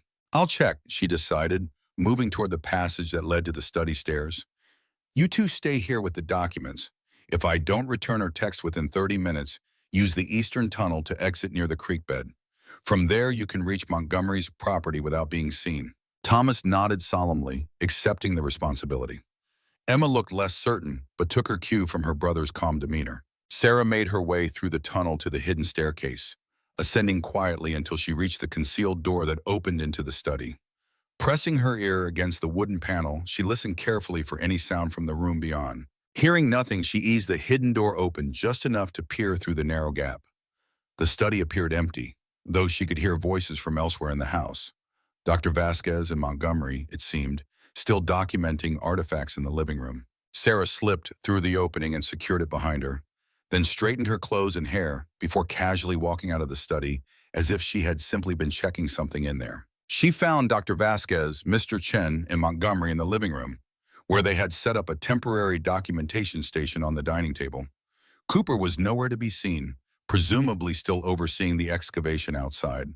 "Did you get them?" Montgomery asked quietly as she approached. Sarah nodded slightly. "They're secure, but Ellis is searching the root cellar now. They might find the tunnel entrance." "We need to document everything immediately," Dr. Vasquez said. "Once it's officially recorded by state authorities, Cooper will have a much harder time suppressing the evidence." "The children are still in the tunnel system," Sarah replied. "I don't want to expose their location until Cooper's team is gone." Dr. Vasquez considered this complication. "Could you bring the most critical items up one at a time? We could document them here, then return them to their hiding place." Before Sarah could respond, the front door opened and Cooper strode in, his expression triumphant. "Mrs. Blackwood, we've discovered something significant on your property that falls squarely under County Historical Preservation Authority." He gestured for them to follow him outside, where his team had excavated a small area near the eastern fence line. As they approached, Sarah could see that they had uncovered what appeared to be an old strongbox or chest, its metal surface corroded but intact. "This appears to be a period strongbox from the 1880s, Cooper announced, his tone suggesting he had just discovered the archaeological find of the century, possibly containing artifacts related to the Lincoln County War. As such, it falls under county jurisdiction and will be transported to our facilities for proper examination and preservation." Lucid Backus stepped forward, her professional demeanor masking any frustration she might feel at Cooper's obvious power play. "Sheriff, while I respect the county's interest in this discovery, state protocols require on-site documentation before removal of any significant historical artifacts. Mr. Chen can photograph and catalog the item immediately." Cooper's jaw tightened, but with state officials present, he couldn't simply override proper archaeological procedures without raising serious questions. "Fine, document it here, but the box comes with us for secure storage and examination." As Chen began photographing the strongbox from multiple angles, Sarah caught Montgomery's eye, a silent question passing between them. Was this truly a historical artifact, or was Cooper staging a discovery to justify his presence in established jurisdiction? Montgomery gave a subtle shrug, equally uncertain. The box certainly looked authentic, a heavy iron strongbox of the type used in the frontier era for securing valuables. But its convenient discovery, just as they were documenting Billy the Kid's artifacts, seemed suspiciously timely. While Cooper's team continued excavating around the strongbox, Sarah's phone vibrated with a text message. Checking it discreetly, she saw it was from Thomas. Deputy in tunnel, found root cellar entrance, moving to creek exit now. Her heart rate spiked, but she maintained her outward composure. Cooper's deputies had found the tunnel system, and her children were now moving through it to escape detection. She needed to create a distraction, something to keep Cooper and his team focused here, while Thomas and Emma made their way safely to the creek exit.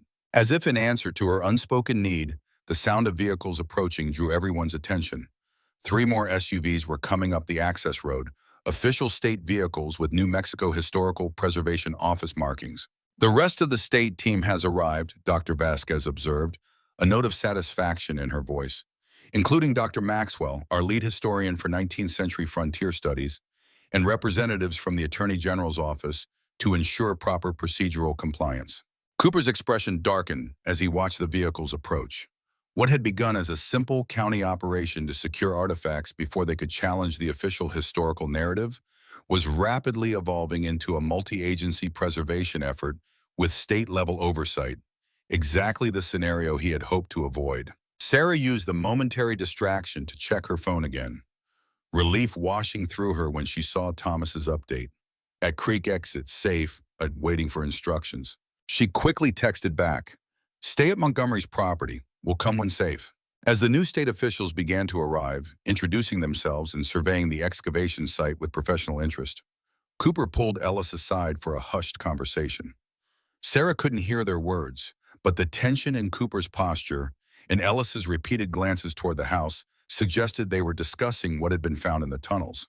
The confrontation was building towards some kind of climax, Cooper's authority being challenged by state officials, his attempted seizure of historical artifacts complicated by proper documentation procedures, and now the discovery of the tunnel system potentially exposing the full extent of what Rancho Escondido had been hiding for nearly 440 years. Sarah moved closer to Montgomery, speaking quietly while everyone's attention was focused on the new arrivals. "The children are safe at the creek exit. Ellis found the tunnel from the root cellar." Montgomery nodded slightly. Cooper's losing control of the situation. With the state team here in force, he can't just seize everything and suppress what doesn't fit his preferred narrative. But he's not going to give up, Sarah observed, watching as Cooper ended his conversation with Ellis and began walking purposefully toward them. "Whatever happens next, we need to ensure those documents remain secure until they're properly documented." Cooper reached them, his expression now barely concealing his anger. "Mrs. Blackwood, my deputy has discovered an extensive tunnel system beneath your property, accessible from the root cellar. Care to explain why you failed to mention this significant historical feature when we arrived this morning?" Sarah met his gaze steadily. "You presented a county archaeological assessment order, Sheriff. I've been cooperating with that order while ensuring proper state-level oversight as required by law. The tunnel system is part of the property's historical features and will be fully documented by the appropriate authorities." "And the hidden room my deputy found? The one containing what appears to be a fully preserved office from the 1880s? Cooper pressed, his voice tight with barely controlled fury. "That didn't seem worth mentioning either." "Actually, Sheriff," Dr. Vasquez interjected smoothly, "Mrs. Blackwood informed me about that historical feature immediately upon my arrival. We were preparing to document it properly when your excavation here took priority." Cooper looked from Sarah to Dr. Vasquez, clearly sensing that events were spiraling beyond his control. The narrative he had hoped to manage, one that preserved his family's historical connection to the official account of Billy the Kid's death, was unraveling in real time. "This property is now officially under county jurisdiction," he declared, a final attempt to assert authority. "No one enters the tunnel system or removes any artifacts without direct county supervision." "Of course, Sheriff," Dr. Vasquez agreed with professional courtesy, "and the state team will provide proper oversight of that county jurisdiction as required by state historical preservation statutes. Dr. Maxwell is particularly qualified to assess any artifacts related to the Lincoln County War period." As if on cue, an older man with a neatly trimmed white beard approached, extending his hand to Cooper. "Sheriff Cooper, I presume, Dr. James Maxwell, State Historical Society. I understand you've discovered what may be significant artifacts related to William H. Bonney. I've spent 30 years studying his life and death, would be delighted to assist with proper authentication and documentation." Cooper shook the offered hand with visible reluctance, his options narrowing by the minute. What had begun as a preemptive operation to seize and control historical evidence had transformed into a multi-agency documentation effort with state-level experts who would ensure that whatever was found would be properly recorded and preserved, including any evidence that might contradict the official narrative about Billy the Kid's death. As the confrontation continued to unfold beneath the bright New Mexico sun, Sarah felt a strange sense of historical symmetry. Just as Billy the Kid had found himself caught between powerful interests competing to control the narrative of his life and death, she and her family now stood at the center of a modern contest over historical truth. A contest that, thanks to Frank Miller's meticulous preservation efforts, the truth might finally win. Billy the Kid's Gold. Part 6, Resolution and Epilogue. The next several hours unfolded in a careful dance of authority and documentation. Cooper, his initial plan to quickly seize and control the historical artifacts thwarted by the arrival of state officials, shifted to a strategy of constant oversight, insisting that county representatives be present for every aspect of the documentation process. Dr. Vasquez and her team worked methodically, photographing and cataloging each item as it was brought up from the underground office. The state historian's excitement was barely contained as they examined ledgers, correspondence, and other artifacts that had remained untouched for nearly 140 years. These materials represent an unprecedented historical cache, Dr. Maxwell remarked as he carefully examined one of Frank Miller's journals. Primary source documents that may fundamentally alter our understanding of a significant chapter in frontier history. Cooper, who had positioned himself near the dining table where the documentation was taking place, maintained a stony expression. The historical significance remains to be determined after proper authentication. County experts will need to verify everything independently. Of course, Dr. Maxwell agreed cordially. Multiple verification is standard procedure for discoveries of this magnitude. I'm sure the County Historical Society has qualified 19th century document experts available. The subtle challenge in the question wasn't lost on Cooper, whose jaw tightened visibly. The County Historical Society, which operated under his department's oversight, had no such specialists, and everyone present knew it. Throughout this process, Sarah maintained regular text communication with Thomas, confirming that he and Emma remained safely at Montgomery's property.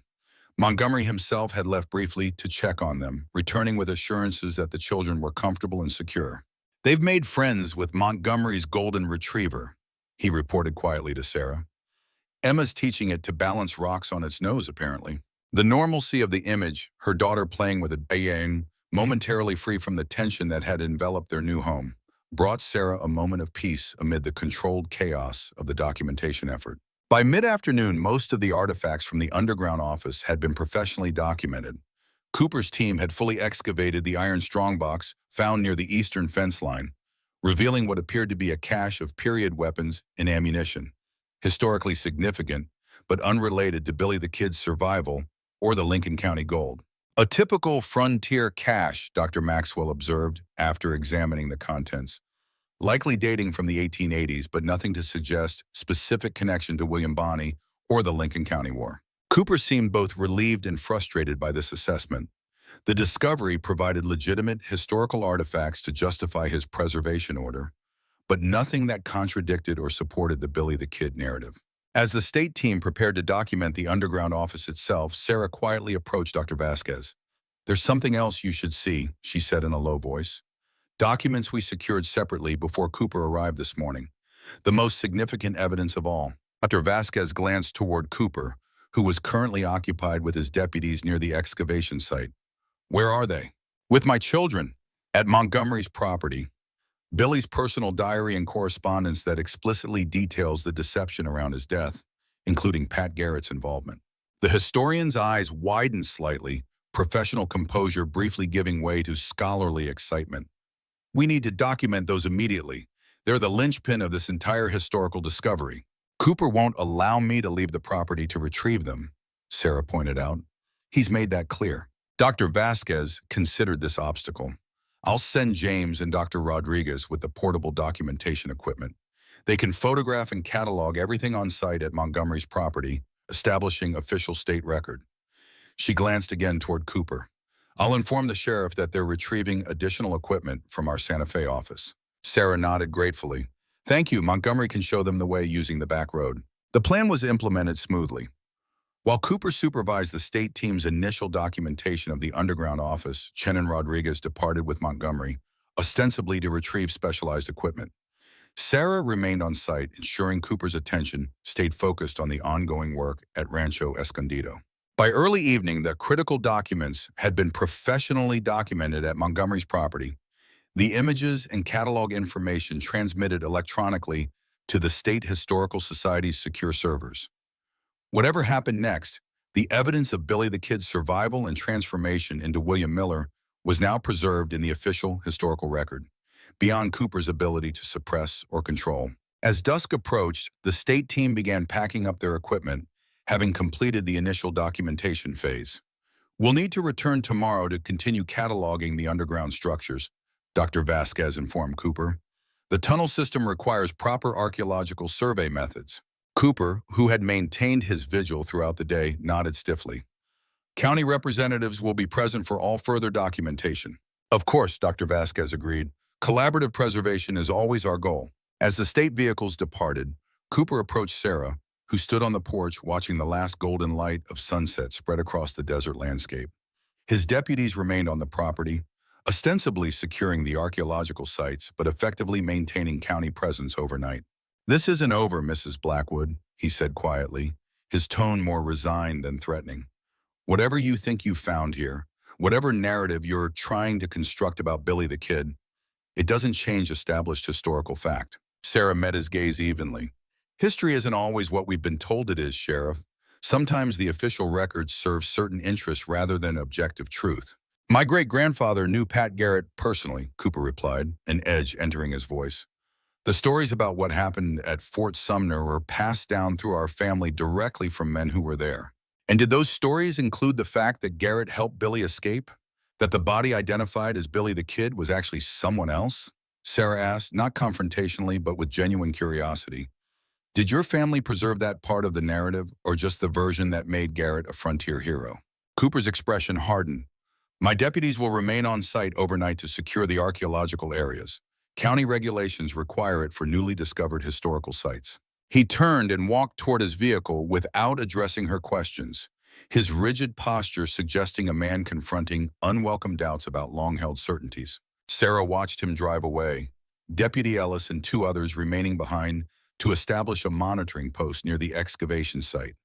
She felt no triumph in Cooper's discomfort, only a growing conviction that the truth, complex, messy, and often inconvenient, deserved to be known after nearly a century and a half of deliberate obscurity. Montgomery returned shortly after Cooper's departure, having left Chen and Rodriguez at his property to complete the documentation of Billy's diary and correspondence. The children are fine, he reported. Emma's teaching my housekeeper how to properly sort rocks by fire colors, and Thomas is deep into a book about frontier archaeology I had on my shelf. Thank you for looking after them, Sarah said, genuine gratitude in her voice. This isn't exactly what I had in mind when I bought a fixer-upper ranch house. Montgomery smiled slightly. Rancho Escondido has a way of exceeding expectations, for better or worse. They sat on the porch steps, watching as the deputies set up temporary lighting around their monitoring post. The day's events had fundamentally altered the trajectory of Sarah's ownership of the property. What had begun as an affordable housing solution for her family had evolved into a historically significant site that would likely be the subject of academic study and public interest for years to come. What happens now, she asked, the question encompassing far more than just the immediate situation with Cooper's deputies. Montgomery considered this thoughtfully. The State Historical Society will complete their documentation. Their findings will eventually be published in academic journals, likely generating significant interest from historians and museums nationwide. Cooper and others who have vested interest in the official narrative will probably challenge the authentication of the documents, but with proper chain of custody and multiple expert verification, the evidence will speak for itself. And the gold, the remaining coins we found? Technically, they belong to you as the property owner, Montgomery explained, though there may be legal complications given their historical significance and the circumstances of their original acquisition. The state will likely propose some form of shared arrangement, perhaps a portion to museums with appropriate compensation to you as the discoverer. Sarah nodded, not particularly concerned about the financial aspects. Her military pension and part-time work provided enough for their needs, and the historical significance of what they had discovered far outweighed any monetary value. What about the children, she asked, the question that had been weighing most heavily on her mind. After all this attention, Rancho Escondido won't be the quiet private home I was hoping to provide for them. Montgomery glanced toward the deputy's post, understanding her concern. The immediate intensity will fade once the documentation is complete. There will be ongoing historical interest, certainly, but you could establish boundaries, scheduled research access, private family spaces. The State Preservation Office would likely support such arrangements. He paused, then added gently, or you could consider other options. Rancho Escondido's historical value has increased significantly with these discoveries.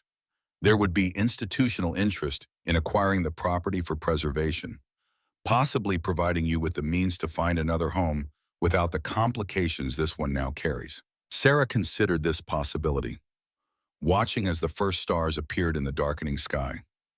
The thought of leaving Rancho Escondido created an unexpected pang of loss. Despite the brief time they had owned it and the complications that had emerged, the property had become meaningful to them, not just as a home, but as a connection to history that they had helped uncover. I need to talk with the children before making any decisions, she said finally. This affects all of us. Montgomery nodded, understanding. Of course, and whatever you decide, I'm happy to help. 40 years of researching Billy the Kid has given me some useful connections in historical preservation circles. They sat in companionable silence for a few minutes more, the desert night settling around them with its characteristic clarity, stars impossibly bright against the black sky, the distant howl of coyotes carrying on the still air. You know, Montgomery said reflectively, in a way, this parallels what happened with Billy himself. He was given a second chance, an opportunity to transform from a hunted outlaw to a respected banker. Now Rancho Escondido has its own opportunity for transformation, from abandoned property to historical landmark. Sarah smiled at the comparison. I suppose we've all been changed by what we found here. Even Cooper, though he might not admit it yet. History has that effect, Montgomery agreed.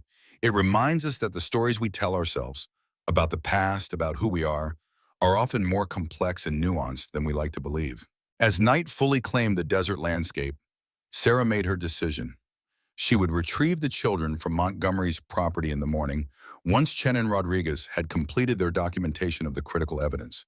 Then together as a family, they would determine their next steps, whether to embrace Rancho Escondido's new identity as a historical site or to seek a quieter life elsewhere. Whatever they decided, the truth about Billy the Kid's fate had finally emerged from the tunnels beneath the old ranch house, a truth that Frank Miller had carefully preserved for future generations to discover. Well, 6 months later, sunlight streamed through the newly restored windows of Rancho Escondido's main room. Illuminating display cases where carefully preserved artifacts told the story of Billy the Kid's escape and transformation. The house had undergone remarkable changes in the past months. Structural repairs completed, historical features preserved and highlighted, modern amenities discreetly integrated where needed. Sarah stood near the central display, which contained facsimiles of Billy's diary and correspondence, the originals now securely housed in the State Historical Society's climate-controlled archives. A small tour group listened attentively as Thomas, now 14 and surprisingly comfortable in his role as junior docent, explained the significance of what they were seeing. These documents provided the first conclusive evidence that Billy the Kid didn't die at Fort Sumner as officially reported, he explained with the confidence of someone who had found his calling. Instead, with help from his uncle Frank Miller and several others, including Pat Garrett himself, he established a new identity as William Miller and lived another 36 years as a respected banker in Denver. But why would Garrett help him escape? Asked an older gentleman near the front of the group. Wasn't he the sheriff who was supposed to bring Billy to justice? Thomas nodded, clearly anticipating the question. Frontier justice was complicated. Garrett and Billy had known each other before the Lincoln County War. Some historians believe Garrett saw Billy as a product of the corrupt system that dominated the territory at that time, rather than simply a criminal. By allowing Billy to escape while appearing to uphold the law, Garrett satisfied public demand for justice while giving someone he may have considered a former friend a second chance at a different life. Sarah smiled as she watched her son confidently field questions from the visitors. The past 6 months had transformed Thomas as much as they had transformed Rancho Escondido itself. His natural interest in history had blossomed into genuine expertise about the Lincoln County War and Billy the Kid, earning respect from the professional historians who now regularly visited the property. Emma emerged from the kitchen carrying a tray of lemonade for the visitors, her self-appointed role in the family's new venture. At 9.5, she had adapted to their changed circumstances with characteristic resilience, finding joy in meeting new people and showing off her carefully curated rock collection, now properly displayed in the renovated barn that served as an additional exhibit space. After careful consideration, Sarah had decided against selling the property. Instead, working with the State Historical Society and a grant from the National Historical Preservation Trust, they had transformed Rancho Escondido into a small historical site open to researchers and limited public tours. The arrangement allowed them to maintain private family quarters in the East Wing while sharing the historical significance of the main house and underground features with those who came to learn about this revised chapter of frontier history. The transition hadn't been without challenges. Sheriff Cooper had initially contested the authentication of the documents, as Montgomery had predicted. But faced with multiple expert verifications and the weight of academic consensus, his objections had gradually subsided. He still maintained public skepticism about revisionist history, but the fire had gone out of his opposition as the evidence accumulated. Most surprisingly, Deputy Ellis had approached Sarah privately a few months after the discoveries became public, sharing that his own great-grandfather had been among those who suspected Billy's death had been staged. Family stories passed down through generations had hinted at a conspiracy involving Garrett and several deputies, but without evidence, they had remained merely rumors overshadowed by the official account. The financial aspects had resolved more easily than expected. As the property owner who discovered the artifacts, Sarah retained certain rights while agreeing to make the historical evidence available for public education. The Lincoln County gold, the remaining coins they had found, was divided between museum displays, historical preservation funding, and a trust established for the children's education. As the tour group moved toward the entrance to the tunnel system, now properly reinforced and illuminated for safe visitation, Dr. Elena Vasquez joined Sarah near the main display. "The Journal of American History is publishing our comprehensive article next month," she reported with professional satisfaction. "Complete documentation of all primary sources, expert authentication reports, and comparative analysis with previously established historical accounts." "How's the academic community responding to the preview materials?" Sarah asked, genuinely curious about the scholarly reception to these revelations. "About as you'd expect," Dr. Vasquez replied with a slight smile. "Some established historians are resistant, particularly those who've built careers on the traditional narrative. But the evidence is compelling enough that most are accepting the need to reconsider what we thought we knew about Billy the Kid's fate." She gestured toward Thomas, who was now leading visitors down the reinforced staircase to the underground office. "Your son has a remarkable gift for historical interpretation. Several of my colleagues have commented on his nuanced understanding of contextual factors." Sarah nodded, pride evident in her expression. "He's found his passion. This whole experience has shaped him in ways I never could have anticipated when we bought this property." "And you?" Dr. Vasquez asked. "How has it shaped you?" Sarah considered the question thoughtfully, watching as Emma offered lemonade to the last few visitors waiting for their turn to view the underground features. "It's reminded me that second chances are powerful things," she said finally. "Billy the Kid got one when he became William Miller. This property got one when we discovered its secrets. And in a way we got one too, a fresh start that looked nothing like what I imagined, but turned out to be exactly what we needed." As the afternoon progressed and the last visitors departed, Sarah found herself alone on the front porch, watching the sun begin its descent toward the western horizon. Montgomery's truck appeared on the access road, right on schedule for his regular Wednesday visit. Since the discoveries, he had become not just a neighbor, but a friend and unofficial advisor for the historical site. "How was today's group?" he asked, joining her on the porch with the ease of familiar routine. "Engaged, curious, the usual skeptic or two, but mostly people genuinely interested in understanding what really happened." Montgomery nodded, settling into one of the porch chairs. I spoke with James Chen at the Historical Society yesterday. They finished analyzing that photograph of William Miller at the Denver Bankers Association dinner. Digital enhancement confirms the scar on his hand matches the one described in court documents from Billy's arrest in 1880. Another piece of confirming evidence, Sir observed, though at this point it seems almost unnecessary given everything else. Historical verification is never unnecessary, Montgomery replied with the conviction of a lifelong researcher. Each piece strengthens the overall conclusion against those who would prefer the comfortable fiction to the complicated truth. They sat in companionable silence for a moment, watching the changing light on the distant mesas. In the months since the discoveries, Montgomery had become a regular presence at Rancho Escondido, initially as a historical consultant, then increasingly as family friend. His experience with the property's history and his genuine interest in the children's adaptation to their new circumstances had created a bond that transcended their initial connection through Billy the Kid's legacy. Sheriff Cooper submitted his retirement papers last week, Montgomery mentioned, his tone casual though the information was significant. Effective end of the month, his deputy, Ellis, surprisingly, is the front-runner to replace him. Sarah raised an eyebrow at this development. Ellis, I wouldn't have expected that after everything that happened. People can surprise you, Montgomery observed. Ellis approached me recently about contributing to the historical documentation. Apparently, his family had oral traditions about Billy's survival that were dismissed for generations. The evidence we found validated what his great-grandfather had claimed but could never prove. The irony wasn't lost on Sarah, that the deputy who had searched her house without permission might now become an ally in preserving the historical truth they had uncovered. Second chances all around, it seems. Thomas emerged from the house, a book of frontier photography in hand. Mr. Montgomery, did you bring that journal article you mentioned? The one about archaeological techniques for dating 19th century artifacts? In my truck, Montgomery confirmed, along with something else you might find interesting, a copy of William Miller's banking license from the Colorado Historical Society archives. Just arrived yesterday. As Thomas hurried to retrieve these new historical treasures, Emma appeared in the doorway. Mom, can we have dinner on the porch tonight? I want to watch the stars come out while we eat. That sounds perfect, Sarah agreed, realizing how naturally they had all adapted to desert living. The rhythm of days measured by sunrise and sunset, meals often taken outdoors to enjoy the spectacular sky, activities planned around the natural cooling of evening after the heat of day. Rancho Escondido had transformed them as much as they had transformed it.